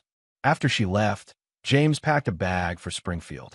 He included his best suit, the one he wore to client presentations when he needed to project absolute confidence. The conference was at the Hilton downtown. Leah met him in the lobby Friday evening, wearing a black dress that was somehow both professional and devastating. Ready? She asked. Always. The weekend was a revelation. James discovered that he genuinely enjoyed Leah's company. She was sharp, quick-witted, and utterly ruthless when discussing legal strategy. But she was also unexpectedly warm, laughing at his dry humor, asking genuine questions about engineering and design. At dinner Saturday night, after several glasses of wine, Leah asked, "Why are you really here, James?" "You invited me." "That's not what I mean. You could have said no. You could have stayed home and, I don't know, track your wife's whereabouts or something." James considered his answer carefully. "I think I needed to remember that I'm more than someone's husband. I built a life before Vanessa. I can build one after her. If it comes to that." Leah reached across the table and took his hand. "Can I tell you something? When you walked into my office, I thought you were broken. A lot of men come to me broken, pretending to be strong. But you actually are strong. And that's dangerous. Dangerous how? To yourself, to her, to whoever gets in your way." She squeezed his hand. "Don't lose that. But don't let it consume you either." They went back to the hotel. At Leah's room door, she kissed him. It wasn't tentative or exploratory. It was a statement of intent. James kissed her back, then pulled away. I should tell you something, he said. I don't do anything without planning it first, without understanding all the angles. I know. That's why I kissed you. If this continues, it changes things. Between us. Between me and Vanessa. I need to think about the implications. Leah nodded.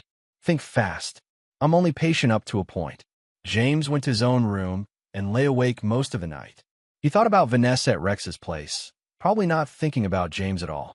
He thought about his father's divorce, his own childhood feeling like collateral damage. He thought about Leah and how she'd looked at him like he was something valuable. By morning, he'd made his decision. Chapter 4. Opening Moves. Sunday evening, James returned to Chicago and went straight to his father's apartment in Pilsen. Richard took one look at his son's face and poured 2 glasses of whiskey. You met someone, Richard said. Her name is Leah Perkins. She's a divorce attorney. Jesus Christ, James. You don't do anything by halves, do you? James explained the weekend, the connection, the kiss. I'm going to tell Vanessa. Per our agreement, full transparency. And then I see what she does. If she's truly fine with an open marriage, she'll handle it maturely. If she's not, James shrugged. Then I'll know this whole thing was about her wanting freedom while keeping me in a cage. Richard studied his son. You're not doing this to hurt her. No, I'm doing this because if my marriage is going to end, and I think it is, I want to make sure I end up with someone worth the wreckage. When Vanessa came home Monday evening, James was in the kitchen preparing dinner. She seemed surprised to see him cooking. You're domestic tonight, she said, dropping her bag. We need to talk. Sit. They ate first. James had made her favorite, pan-seared salmon with asparagus.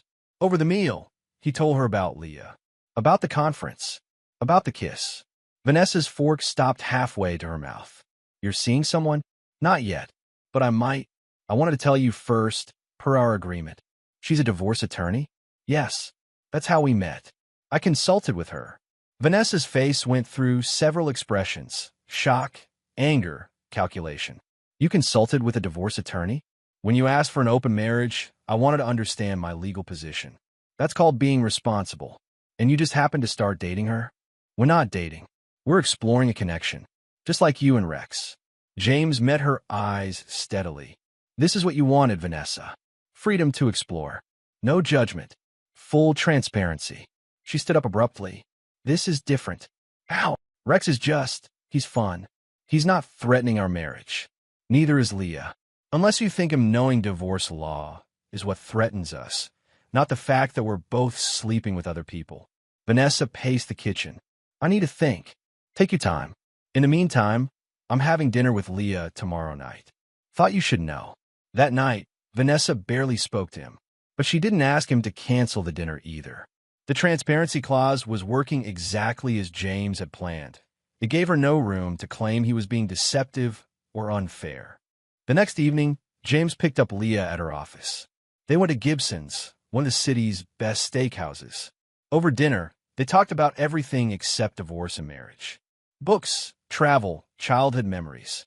Leah had grown up in Philadelphia, the daughter of a public defender and a social worker. She learned early that the world wasn't fair, but you could fight to make it less unfair. Why divorce law? James asked. Because marriage is the one contract where people sign without reading the fine print, then act shocked when it goes sideways. Leah cut into her steak. I help people understand what they actually agreed to. And when that agreement gets broken, I make sure they don't get destroyed in the process. Do you believe in marriage? I believe in partnerships, equal partnerships. But most marriages aren't equal. Someone always has more power, more leverage. My job is to balance the scales. After dinner, they walked along the Chicago River, the city lights reflecting off the water. Leah took his hand. I need to ask you something, she said. Is this revenge? Against Vanessa? Yes. James thought about it. No, this is self-preservation. If I was being vengeful, I'd be doing a lot of things differently. Like what? I'd be documenting every moment she spends with Rex. I'd be building a case so airtight she'd end up with nothing. He stopped.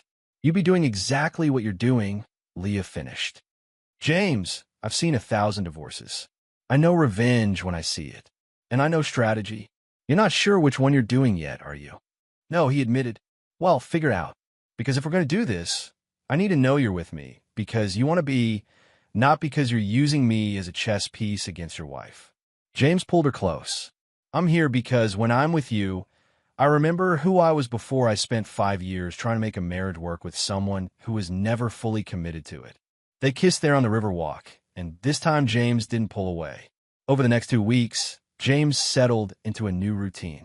He worked during the day, designing a new mixed-use development in the South Loop. 3 evenings a week, he saw Leah, dinners, movies, long conversations in her apartment that often ended with them in bed together. The other evenings, he maintained the house, went to the gym, and had dinner with his father. Vanessa maintained her own routine with Rex. She stayed at his place 4 or 5 nights a week. When she was home, she and James were cordial but distant, like roommates rather than spouses. The arrangement should have been sustainable. But James knew it wasn't. He was waiting for something to break. That break came from an unexpected source. Danny Pugh, his investigator friend, called on a Thursday morning. I've got your report on Rex O'Connor. Want to meet? They met at a coffee shop in the Loop. Danny slid a folder across the table. Rex is a piece of work, Danny said. 3 failed businesses, 2 bankruptcies, currently being sued by 4 different clients for misrepresentation. His real estate firm is underwater. He's got maybe 6 months before it collapses entirely. James flipped through the documentation. And he's still selling properties? Barely. He's using new clients' deposits to pay off old debts.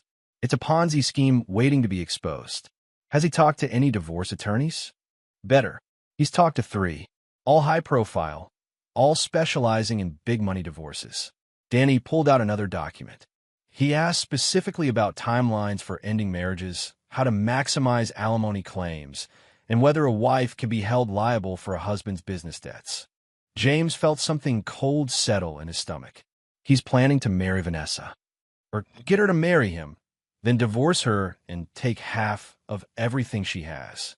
Which, given that most of her assets are actually joint with you. Danny trailed off. He's planning to use her to get to my money. That's my read. And Vanessa has no idea.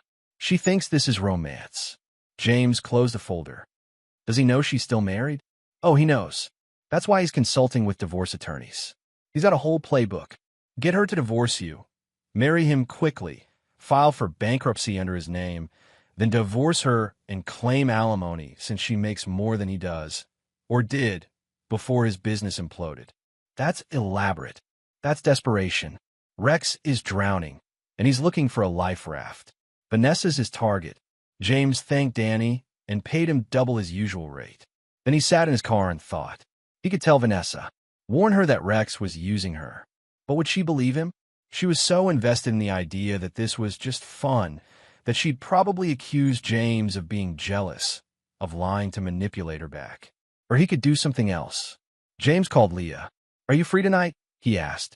For you? Always. What's up? I need legal advice.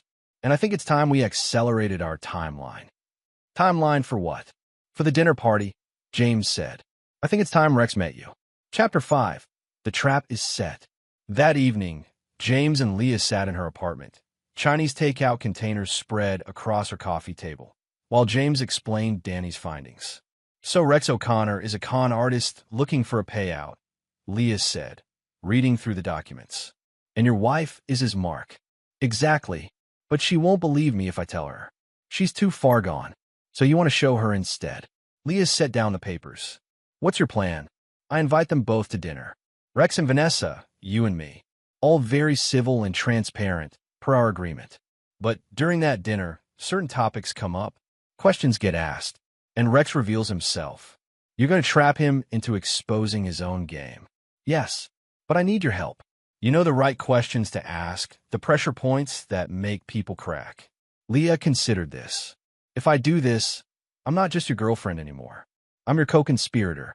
I know, and if Vanessa figures out we planned this, it could complicate any future divorce proceedings.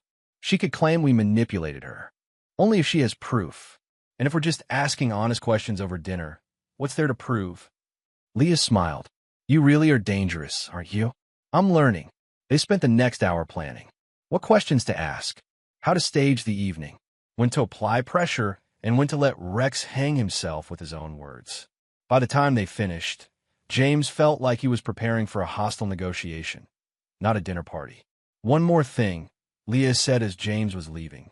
If this works, if Rex shows his true colors and Vanessa sees it, she's going to be devastated, humiliated. Are you prepared for that? She made her choices, James said. I'm just helping her see the consequences. That's not an answer. James paused at the door. You asked me if this was revenge. I said no, but maybe I was wrong. Maybe this is exactly revenge, just the kind that looks like justice. There's a difference between justice and cruelty, James. I know. That's why I have you, to make sure I stay on the right side of that line. Leah kissed him. Don't make me regret this. The invitation was extended on Saturday. James sent a text to both Vanessa and Rex. Dinner at our place next Friday. 7 p.m. Leah will be there too. Time for all of us to be properly acquainted. Vanessa's response came back immediately. Is this really necessary? James replied. Transparency, remember? We're all adults. We can handle dinner. Rex's response was more enthusiastic. Absolutely, brother. Looking forward to it. The week crawled by. James spent his days working and his evenings preparing. He hired a catering service. No point in trying to cook while executing a psychological operation. He bought expensive wine, set the dining room table with their best china, made sure everything looked perfect. Wednesday evening, his father came over to help rearrange furniture. You're sure about this? Richard asked. No, but I'm doing it anyway. Your mother had a saying, revenge is a dish best served with witnesses. Richard set down a chair. Never understood what she meant until now. This isn't just revenge, Dad. It's self-defense. Rex was going to destroy Vanessa financially, and by extension, destroy me. I'm just expediting the revelation. Keep telling yourself that, son. But remember, once you pull this trigger, you can't put the bullet back in the gun. Friday arrived. James came home early to oversee the final preparations. The caterer set up a beautiful spread, filet mignon, roasted vegetables, an artisan cheese plate, fresh bread. The dining room looked like something from a magazine. Vanessa came home at 6:30. She'd clearly dressed up. A red dress James had never seen before, heels, full makeup. For Rex, not for him. This is quite a production, she said, surveying the dining room. If we're going to do this open marriage thing, we should do it right. No hiding, no shame. Just four adults having dinner. I still think this is weird. You think transparency is weird? Vanessa didn't answer. She poured herself a large glass of wine and disappeared upstairs to fix her hair. Leah arrived at 6:45. She wore a navy dress and pearls, looking every inch the successful attorney. She kissed James hello, then surveyed the setup. Ready, she whispered.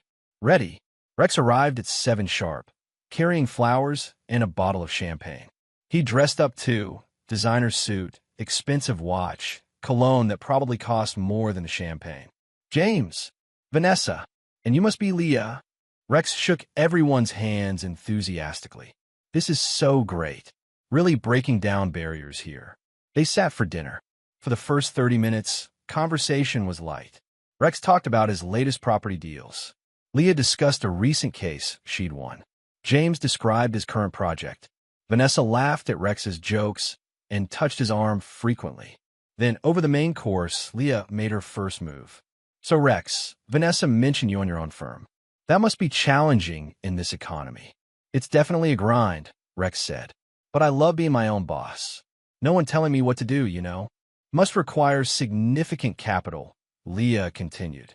Commercial real estate has such high overhead. You manage, Rex said, his smile tightening slightly. I imagine you have some impressive backers.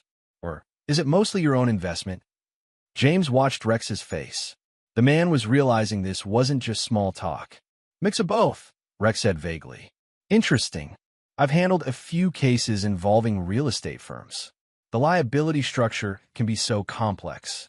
Are you incorporated as an LLC? S-Corp. LLC. Smart.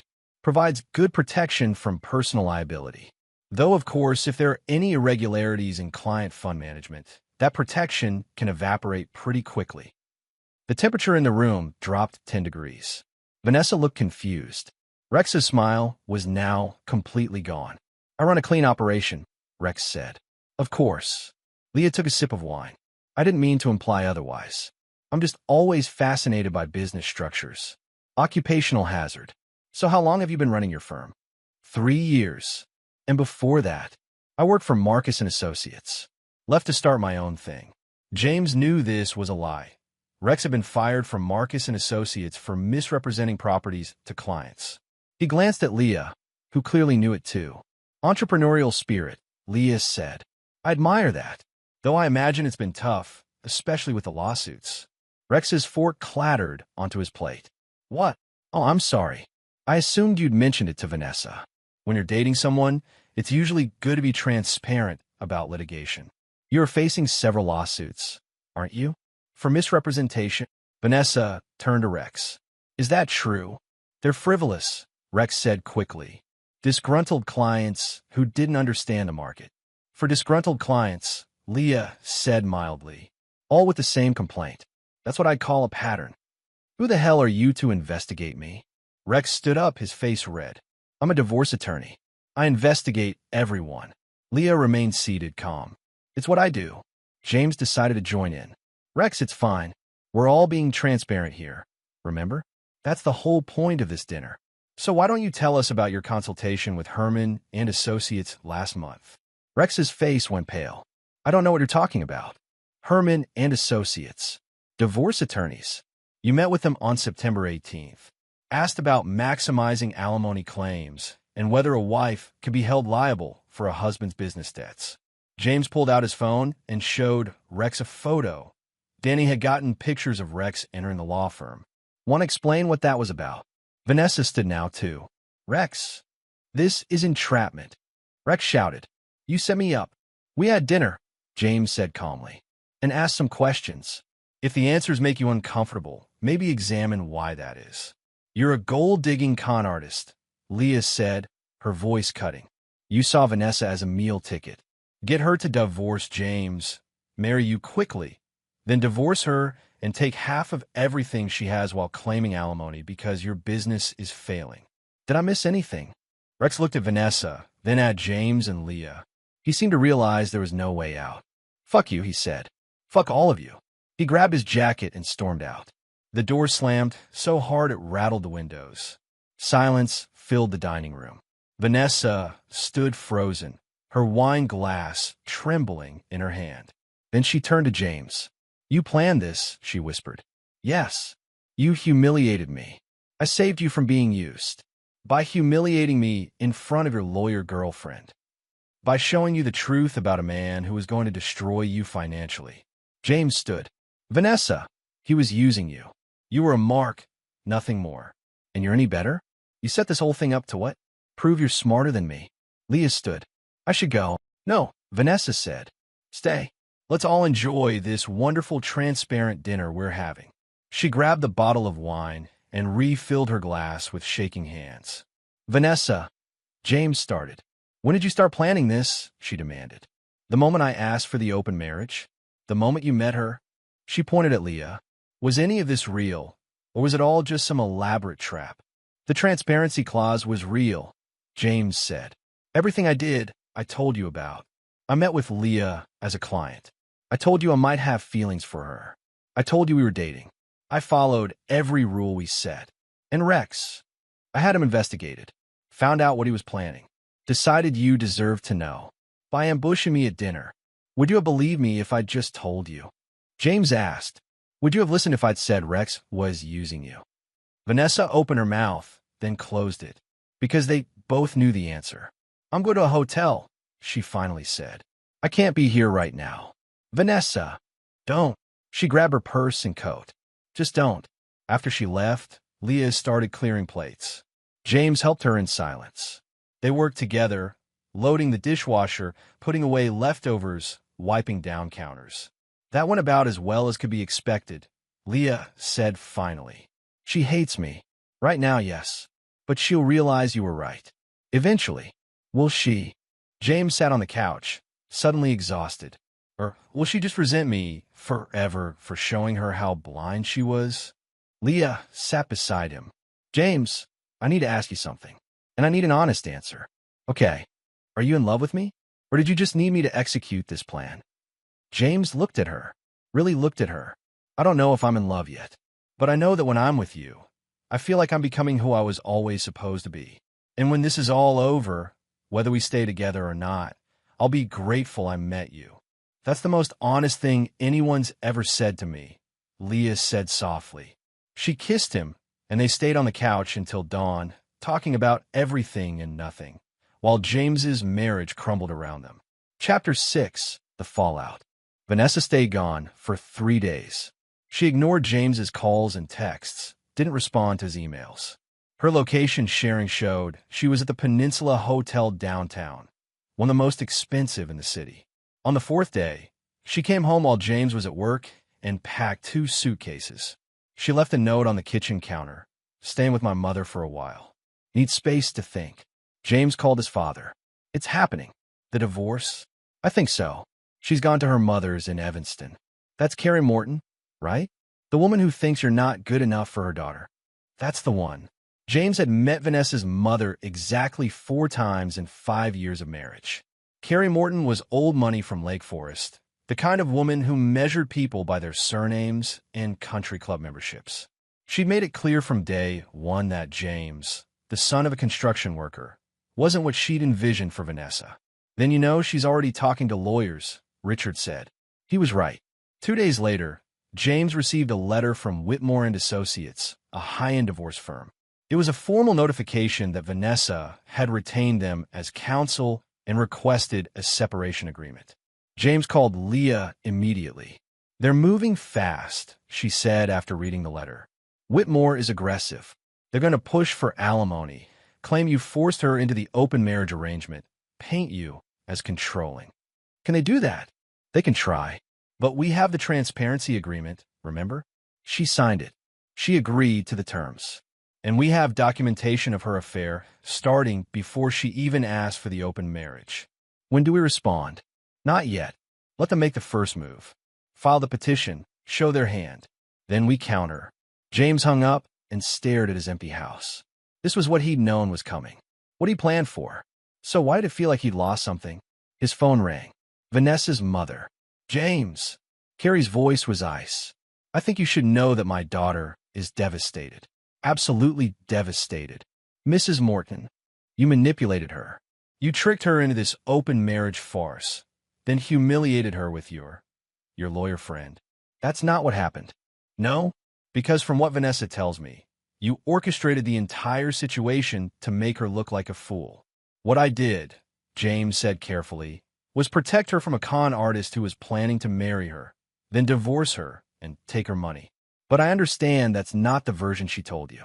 Don't you dare suggest my daughter is lying. I'm not suggesting anything. I'm telling you facts.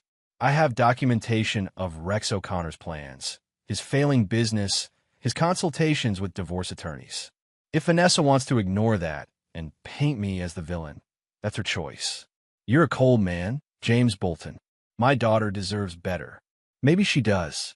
Maybe I deserve better too. He hung up before she could respond. That evening, Leah came over with Thai food and a battle plan. They spread documents across James's dining room table, the same table where the dinner party had occurred 10 days earlier. Whitmore will file a petition within the week, Leah explained. They'll claim irreconcilable differences, ask for alimony, try to claim some portion of your premarital assets. Can they get my house? I bought it before we married. In Illinois, premarital assets typically remain separate property. But if marital funds were used for significant improvements or mortgage payments, they can claim some appreciation in value. James thought about it. They'd used Vanessa's income to redo the kitchen 2 years ago. $45,000. That could be a problem. What about my retirement accounts? Anything accrued during the marriage is subject to division. You were married 5 years. They'll ask for half of whatever you contributed in that time. James did quick mental math. That was roughly $175,000 he'd put into his 401k during their marriage. So I'm looking at maybe $100,000 total, if we play it safe. But James, I don't think we should play it safe. What do you mean? Leah pulled out another document. The transparency agreement you both signed. It stipulated that if either party violated the clause through deception or lies, the other party could file for divorce with documentation of the breach. Right. Vanessa lied to you. Her affair with Rex started 3 weeks before she asked for the open marriage. But she presented it as if the open marriage idea came first, and Rex came after. That's deception. How does that help us? In Illinois, even though it's a no-fault state, evidence of dishonesty and infidelity can impact property division and alimony determinations. If we can prove she was already cheating, then manipulated you into the open marriage to legitimize her affair, the judge will not look kindly on her requests. James leaned back in his chair. You're saying we go for everything. I'm saying we protect what's yours. And we make sure she doesn't walk away with a reward for her deception. That's scorched earth, Leah. That's strategy. That's what I do. She reached across the table and took his hand. But only if you're sure. Because once we file this kind of response, there's no going back. This becomes a war. James thought about Vanessa at her mother's house, probably crying about how unfair he was. He thought about Rex, slithering away to find his next victim. He thought about the last 5 years of his life, built on what he'd thought was a partnership, but turned out to be a transaction. File it, he said. The petition from Whitmore and Associates arrived the following Monday, delivered by courier. It was 15 pages of legal language that essentially painted James as a controlling, manipulative husband who'd forced his wife into a psychologically abusive arrangement. James read it and felt his jaw tighten. They're claiming I coerced her, he said to Leah on the phone. Standard strategy.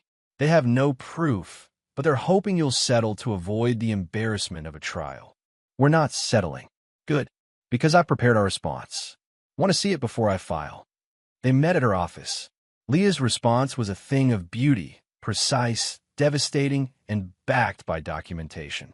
It included text messages between Vanessa and Rex from before the open marriage request, Rex's consultation records with divorce attorneys, obtained legally through discovery, the transparency agreement highlighting Vanessa's signature, financial records showing James's premarital assets, a counterclaim not just for divorce, but for the return of the $45,000 spent on kitchen renovations using Vanessa's income. You're asking for that money back? James asked. We're establishing that if she wants to play hardball, so can we. We won't actually get it, but it puts them on the defensive. When do we file? Tomorrow.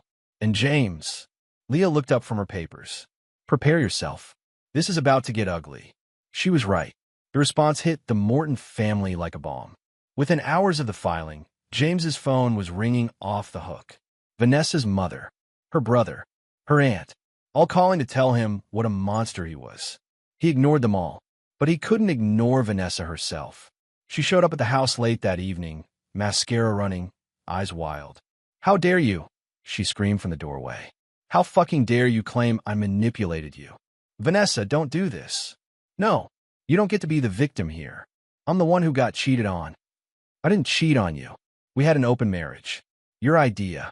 After you made me feel like I had no choice. James stepped back, stunned. What? You were so cold. So distant. You were always working, always planning, never emotional. I felt like I was married to a robot. So yes, I looked elsewhere for connection. And then when I tried to be honest about it, you turned it into this trap. I was cold because you'd already checked out of our marriage. I just didn't realize it yet. That's bullshit and you know it. You were cold the day we met. You're cold now. The only time you show any emotion is when you're destroying someone. She was crying now, great heaving sobs. Part of James wanted to comfort her. The larger part, the part that had been planning and calculating for months, knew that would be a mistake. Vanessa, I'm sorry you're hurting, but I won't apologize for protecting myself.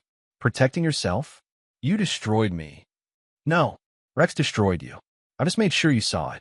She stared at him, hatred and grief warring in her expression. Then she turned and left. James closed the door and leaned against it, feeling like he'd just survived a hurricane. His phone buzzed. A text from Leah. How'd it go? She came by. It was bad. Want you to come over? James thought about it. About Leah in his house, in his space, in his bed. It felt like a line he shouldn't cross yet. Tomorrow. Right now I need to process this alone. Okay, I'm here if you need me. James went upstairs to his bedroom, his and Vanessa's bedroom, and looked at it with new eyes. The photos on the dresser, her clothes still in the closet, the imprint of their shared life everywhere. He started packing her things. Chapter 7. The dinner that changed everything. 3 weeks after Vanessa's late-night visit, the divorce proceedings settled into a rhythm. Discovery phase, depositions, endless emails between attorneys. Leah handled it all with surgical precision, while James focused on work and trying to rebuild some sense of normalcy. But normal was elusive. His house felt too empty. His bed felt too big. And despite everything, he sometimes caught himself missing Vanessa. Not the woman she'd become, but the woman he'd thought he'd married. "You're grieving," his father said over dinner one night. "That's natural. I shouldn't be grieving someone who betrayed me." "You're not grieving her. You're grieving the future you thought you had." That's different. James thought about that. Richard was right. He'd built a whole architecture of expectations. Children, growing old together, building a life. All that was gone now. "Did you grieve, Mom?" James asked. "Every damn day, for a year. Then one morning I woke up and realized I was grieving something that never really existed. Your mother and I were never the people we pretended to be. Once I accepted that, I could move on." How long did that take? Longer than it should have. Richard poured more whiskey. "Don't make my mistake. Don't waste years on regret." That night, James called Leah. "Want to come over?" "Booty call," she teased. "No, I don't want to be alone. But if you're busy, I'll be there in 20 minutes. She arrived with a bag of groceries and proceeded to cook him dinner. Pasta carbonara with a side salad. They ate on his couch, watching an old movie, and it was the most normal James had felt in months. "I think I'm falling in love with you," he said during a commercial break. Leah set down her wine glass.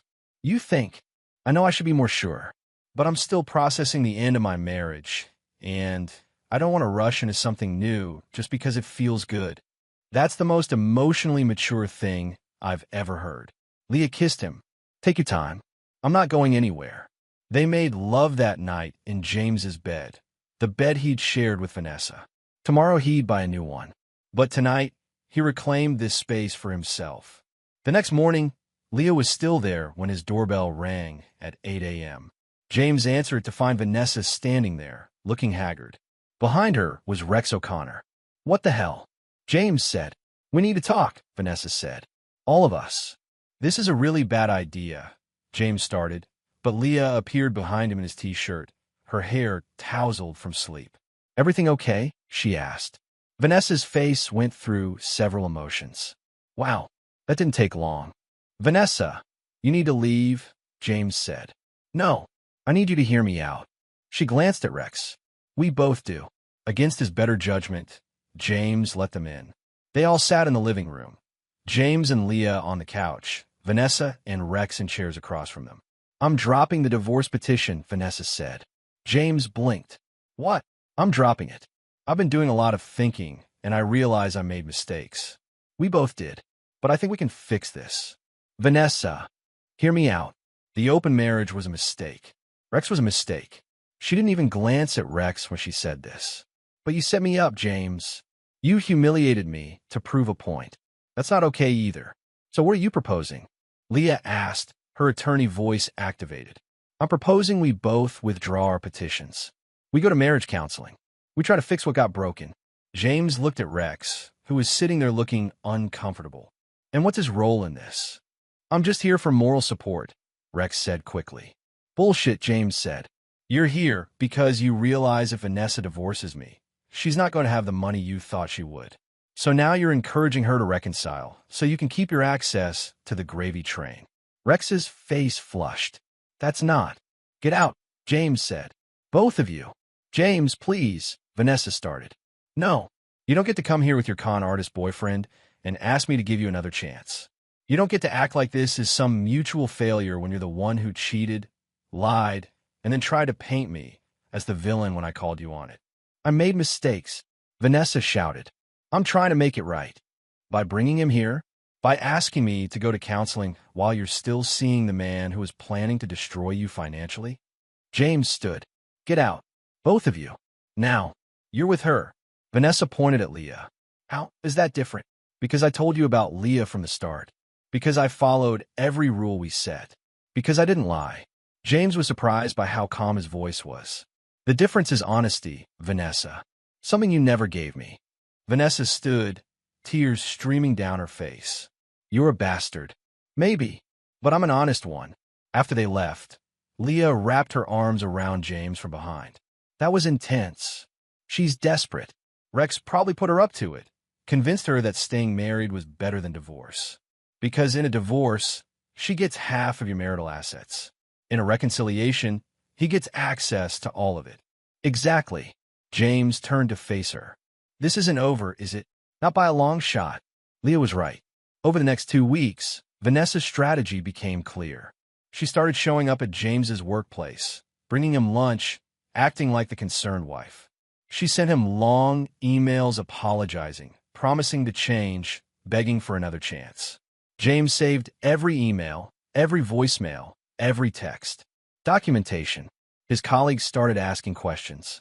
Man, your wife really loves you, one said. She's here every other day. James just smiled and said nothing.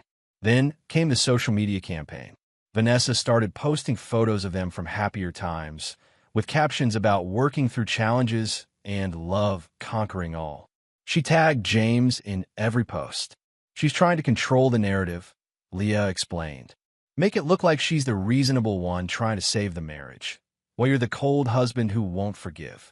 How do I counter that? You don't. You stay silent. Let her dig her own hole. But the campaign was working. James started getting calls from mutual friends, asking why he was being so stubborn, suggesting that everyone deserves a second chance. I gave her a second chance, James told his friend Marshall Barker, a fellow engineer. It was called the Open Marriage Agreement. She took that chance and tried to run me over with it. But she's trying to fix it now, Marshall said. Doesn't that count for something? Not when she's only trying to fix it because her plan A failed. Marshall sighed. Man, I don't know. This whole thing is messy. Maybe you should just talk to her. James realized then that Vanessa's strategy was clever. She was weaponizing their social circle, turning people against him one conversation at a time. He needed to end this. Decisively. It's time, he told Leah that night. Time for the dinner party. Are you sure? Once we do this. I'm sure. Call it the transparency dinner. Invite Vanessa and Rex, you and me, and a few key witnesses. People who need to hear the truth. Who did you have in mind? My father, Marshall Barker, her brother Julian. Julian Morton had always been reasonable, unlike the rest of Vanessa's family. And one more person, Danny Pugh. Your investigator? Why? Because Danny has documents, photos, evidence. And if Vanessa wants to keep playing the victim, she needs to see exactly how much I know. Leah considered this. That's nuclear, James. Good. I'm tired of conventional warfare. The invitations went out the next day. James crafted them carefully. Final discussion regarding the divorce and property division. All interested parties welcome. Full transparency required. Vanessa responded immediately. I'll be there. With Rex. James smiled. Perfect. The dinner was scheduled for Saturday night, 3 weeks after Vanessa's last visit. James hired the same catering company as before. Let them think this was a repeat of the last disaster. But this time, he had a different plan. His father arrived first. You know what you're doing? Richard asked. Not really, but I'm doing it anyway. Leah came next, carrying a briefcase full of documents. She kissed James, then started setting up what looked like a presentation area in the living room. Marshall showed up looking confused. What exactly is this dinner about? You'll see. Thanks for coming. Julian Morton arrived with his wife, both looking suspicious. James, if this is some scheme to embarrass my sister. It's not a scheme. It's clarity. Stay or go, your choice. They stayed. Danny Pugh was last, carrying his own files. He and Leah exchanged professional nods. Both were used to working in high-stakes situations. At 7 sharp, Vanessa and Rex arrived. Vanessa looked nervous but determined. Rex looked like he'd rather be anywhere else. What is this? Vanessa asked, seeing the assembled group. This, James said, is the transparency dinner. Remember our agreement? Full honesty? Well, tonight we're going to be completely honest. About everything. James, if this is another ambush. It's not an ambush. It's evidence. James nodded to Leah, who opened her briefcase. Ladies and gentlemen, Leah began, slipping into courtroom mode. Thank you for being here. Tonight we're going to review the timeline of events that led to this divorce petition. Not opinions. Not feelings. Facts. She pulled out the first document, a printed copy of text messages between Vanessa and Rex, dated 3 weeks before Vanessa asked for the open marriage. These messages show that Vanessa and Rex began their affair in early September. Note the dates. Now, compare that to this. She pulled out another document. The date Vanessa proposed the open marriage to James.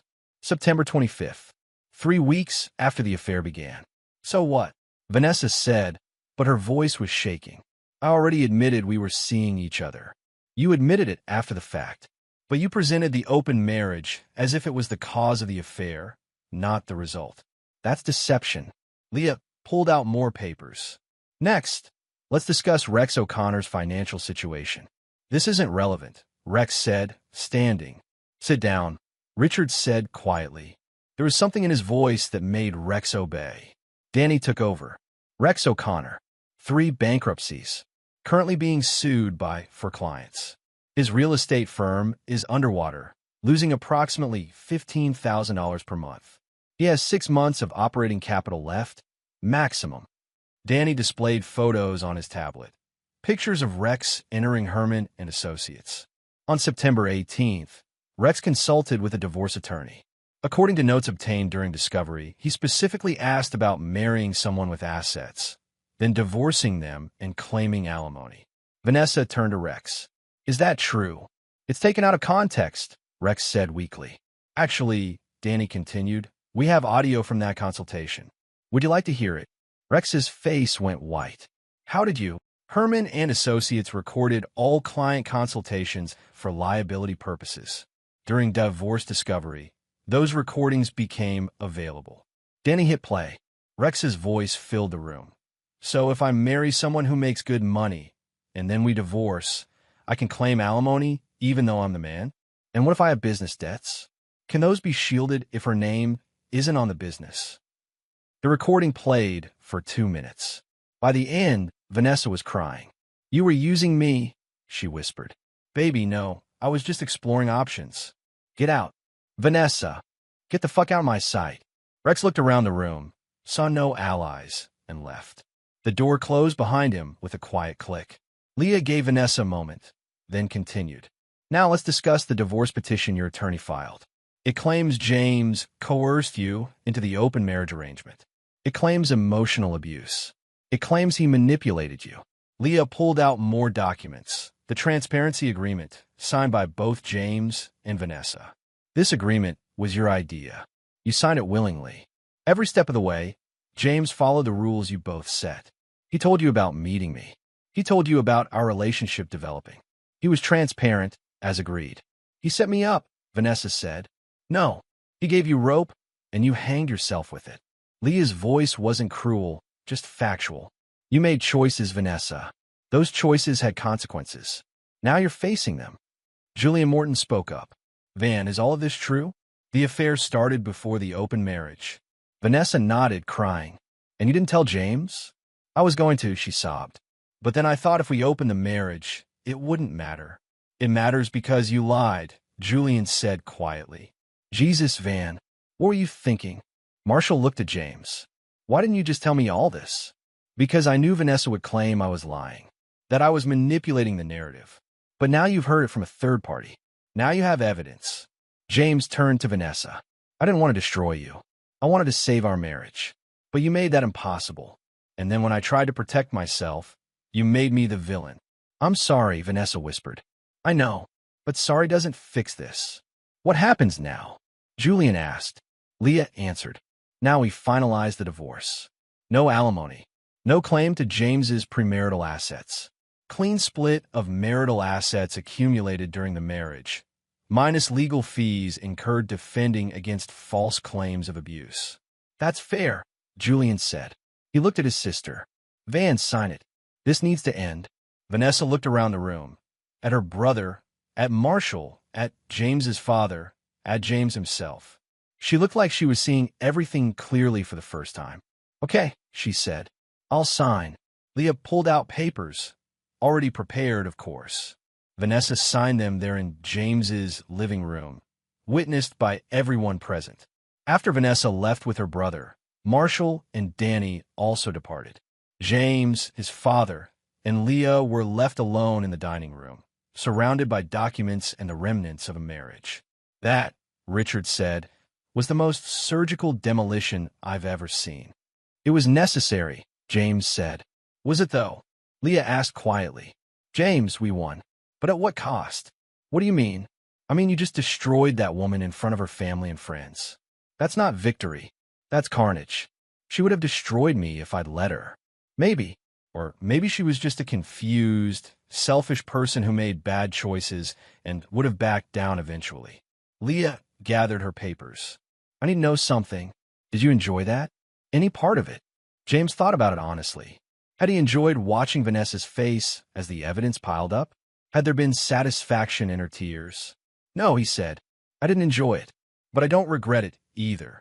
Good, because the man I'm falling in love with isn't the kind of man who enjoys destroying people, even people who deserve it.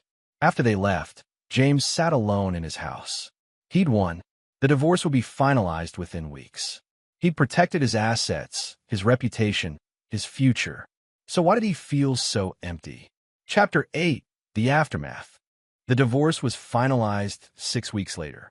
True to the agreement signed that night, Vanessa took nothing beyond her fair share of marital assets, roughly $87,000 from their joint savings and half of the equity they'd built in some investments.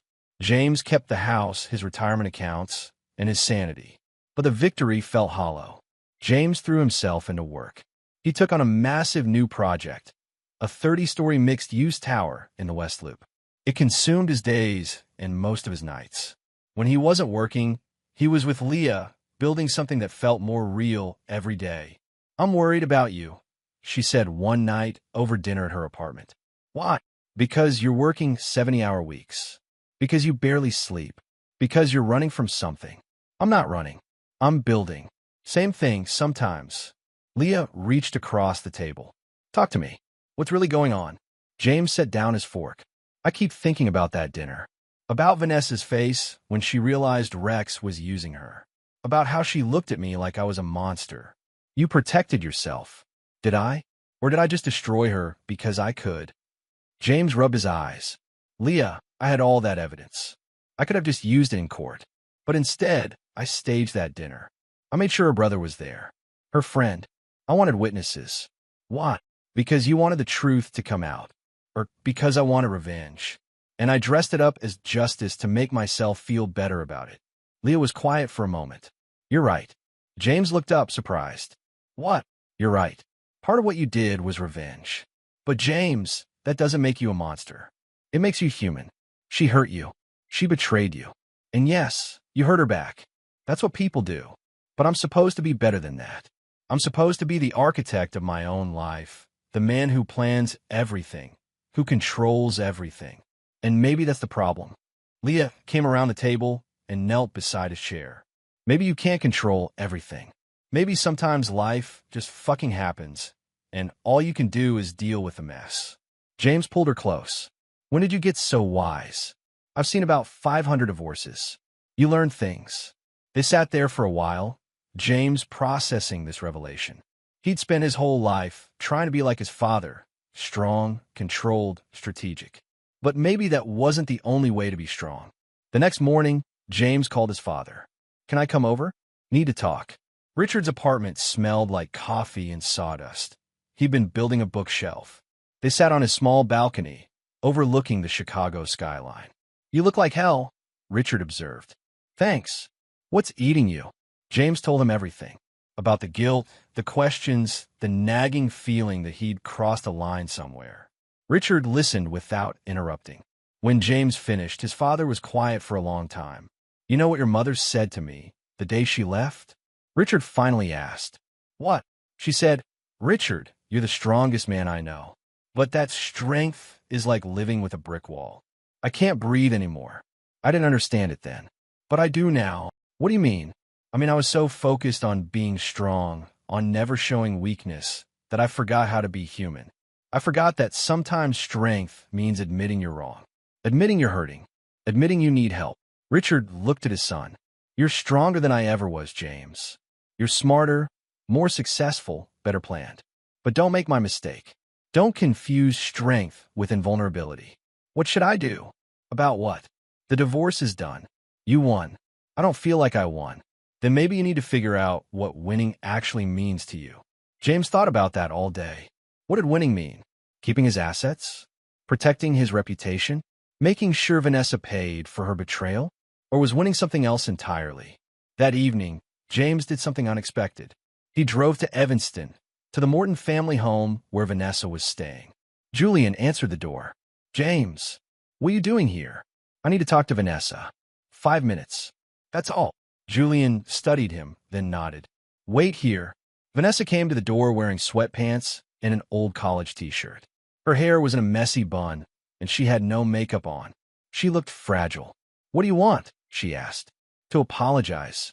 For what? You won. You got everything you wanted. I won the divorce. But I did it by humiliating you in front of people you cared about. That wasn't necessary. It was cruel. James took a breath. I'm sorry for that. Not for protecting myself, but for the way I did it. Vanessa blinked back tears. Why are you telling me this? Because you deserve better. Not from the marriage. We both failed at that. But you deserved better than what I did at that dinner. I could have handled it differently. I hurt you first, Vanessa said quietly. I lied. I cheated. I tried to manipulate you into giving me freedom while keeping you as my safety net. That was wrong. It was. But two wrongs don't make a right. My dad used to say that, and I never understood it until now. They stood there for a moment, two people who'd once loved each other, now just wreckage from a disaster they'd both caused. I hope you're happy with Leah, Vanessa said. I really do. She seems strong. Like you. She is. But she's also teaching me that being strong doesn't mean being invulnerable. Good. Vanessa smiled sadly. Goodbye, James. Goodbye, Vanessa. James drove home feeling lighter than he had in months. The guilt wasn't gone. He wasn't sure it ever would be. But it was manageable now. When he got home, Leah was waiting on his front steps. How'd it go? She asked. How did you know? I'm a divorce attorney. I know everything. She smiled. How'd it go? Better than I expected. I apologized. She accepted. We both moved on. That's very mature of you. I'm learning. They went inside, and for the first time since this whole mess started, James felt like maybe, just maybe, he could build something new.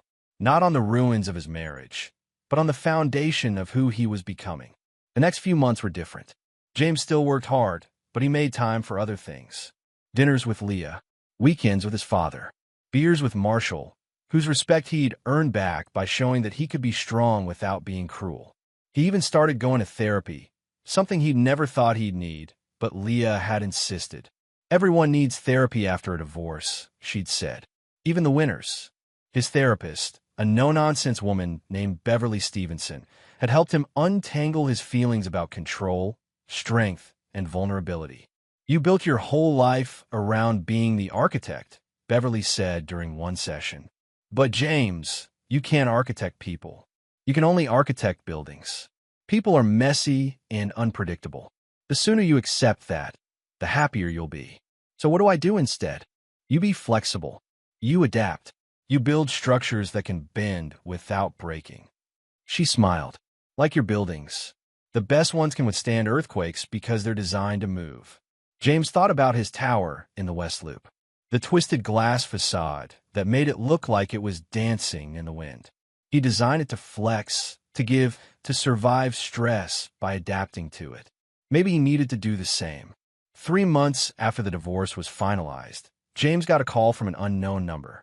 Mr. Bolton? This is Jeanette Hahn from the Chicago Tribune. I'm doing a piece on emerging architects in the city, and I'd love to interview you. The article came out 2 weeks later.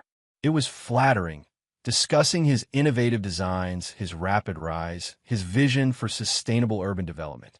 But there was one paragraph that caught James off guard. When asked about work-life balance, Bolton paused.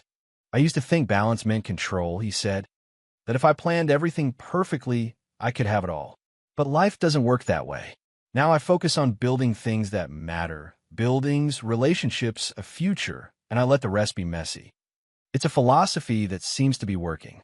Bolton's designs are among the most sought after in the city, and those who know him say he's never seemed happier.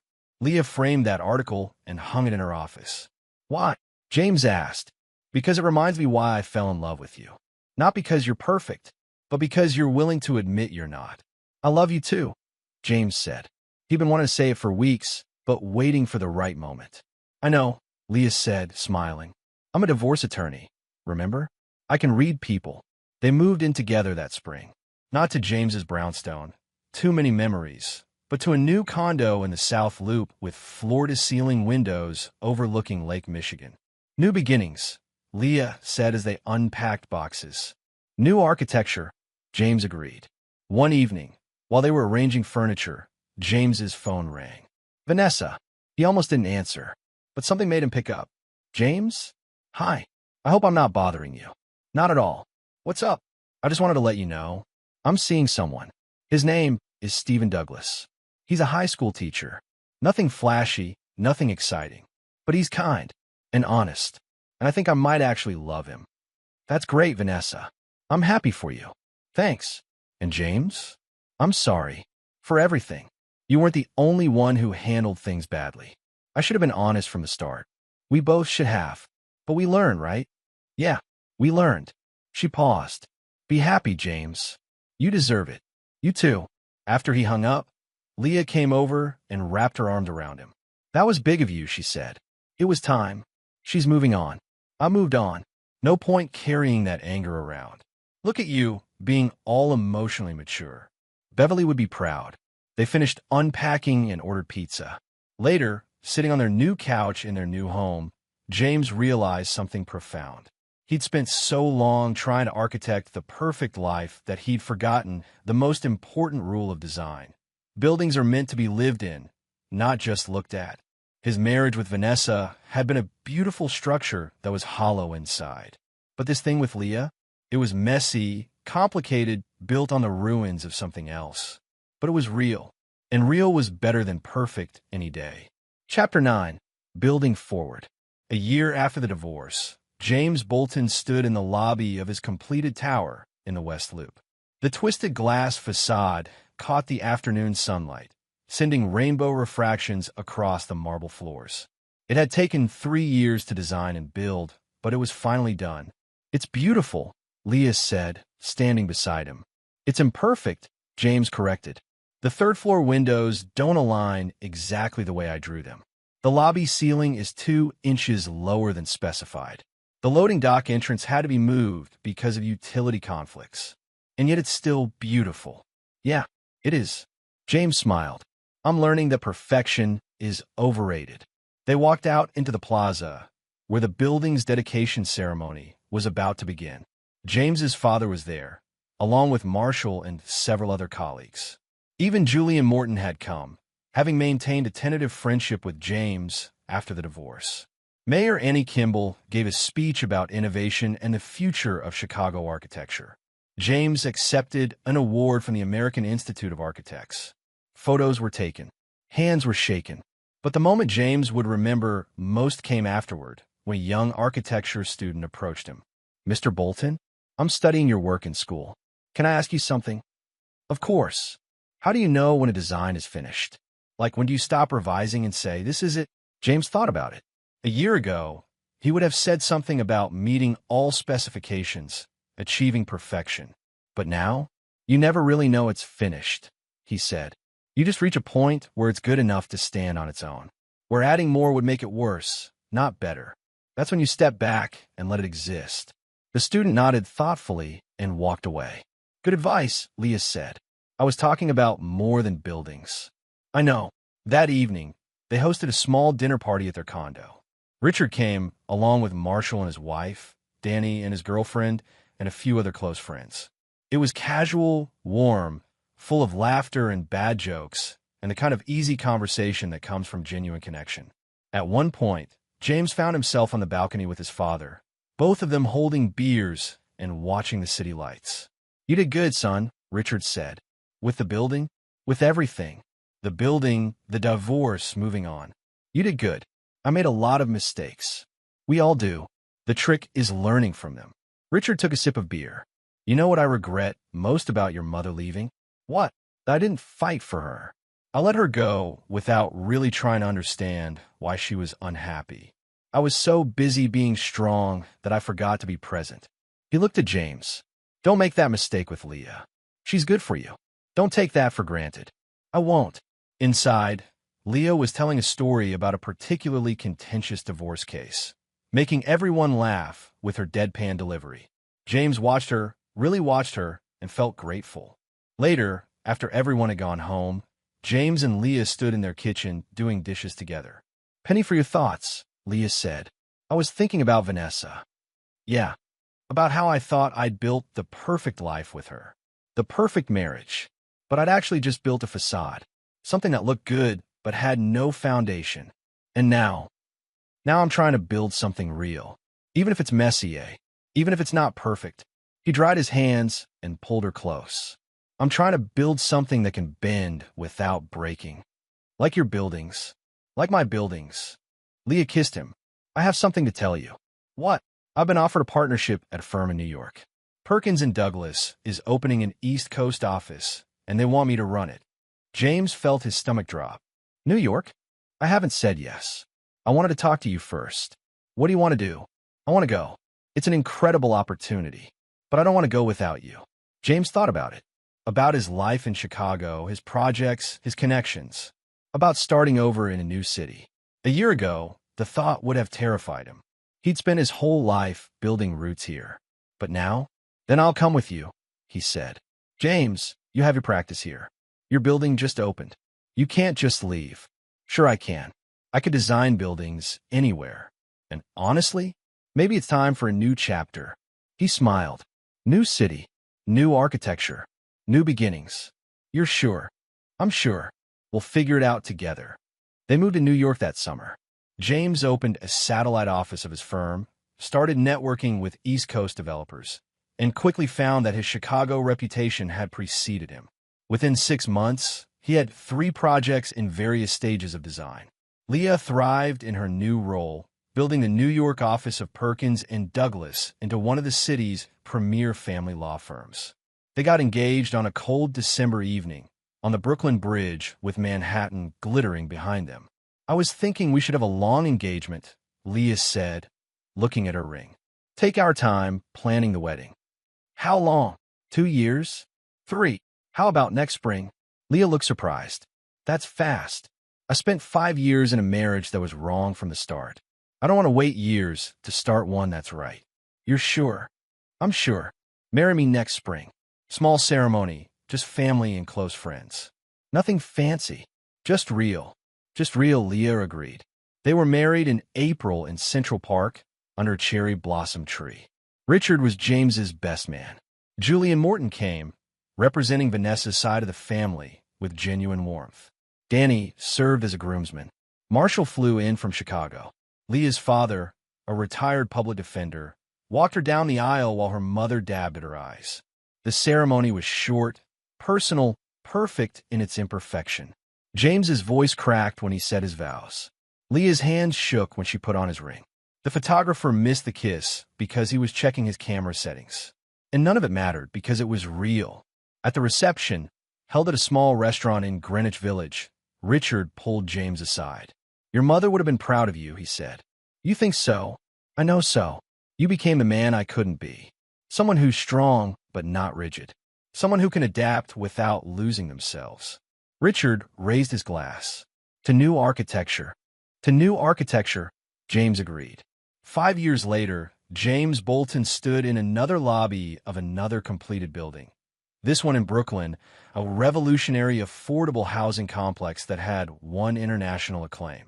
He was now 44, successful beyond his early dreams, married to a woman he loved more every day. Leo was pregnant with their first child, a daughter they planned to name Olivia. She's going to be born into a messy world, Leah said, rubbing her belly. Good. Messy is where the interesting stuff happens, says the architect who spent his 20s trying to control everything. That architect learned better. James put his hand over hers. She's going to be great. And if she isn't, we'll figure it out together. Sometimes James thought about Vanessa. According to Julian, she'd married Stephen the teacher and was living in a suburb of Minneapolis, teaching marketing at a community college. She seemed happy. Rex O'Connor had, predictably, moved on to his next mark, a wealthy widow in Scottsdale who'd fortunately been smart enough to get a prenup. The world kept turning. People made mistakes and learned from them, or didn't learn and kept making the same mistakes. But James had learned. He'd learned that strength wasn't about control, that perfection was the enemy of good, that the best structures were the ones that could bend. And he'd learned that sometimes the worst thing that happens to you, a betrayal, a divorce, a complete collapse of everything you thought you'd built, can actually be the best thing, because it forces you to build something better. The day Olivia was born, James held her in the hospital room while Leah slept. He looked at his daughter's tiny face and made a silent promise. I'll teach you to be strong, but I'll also teach you to be flexible. I'll show you how to build things that last. But I'll also show you that sometimes the most important thing is knowing when to let go. I'll be honest with you. I'll be present. I'll make mistakes, and I'll admit them. And most importantly, I'll show you that the best architecture isn't about perfect plans. It's about building something that can weather storms, adapt to change, and still stand tall. Richard visited that afternoon, his silver hair now almost completely white. He held his granddaughter with the careful reverence of someone who understood how precious and fragile new life was. She's got your eyes, he told James, and Leah's stubbornness. She'll need both.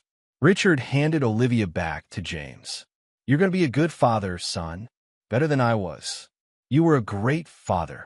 I was an okay father who did his best. You'll do better. You already have. Leah woke up then, and James brought Olivia to her.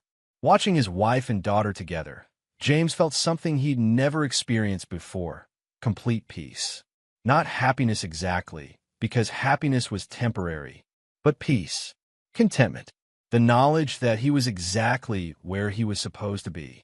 He'd started this journey as a man who thought he could architect every aspect of his life, who believed that with enough planning and control, he could build something perfect.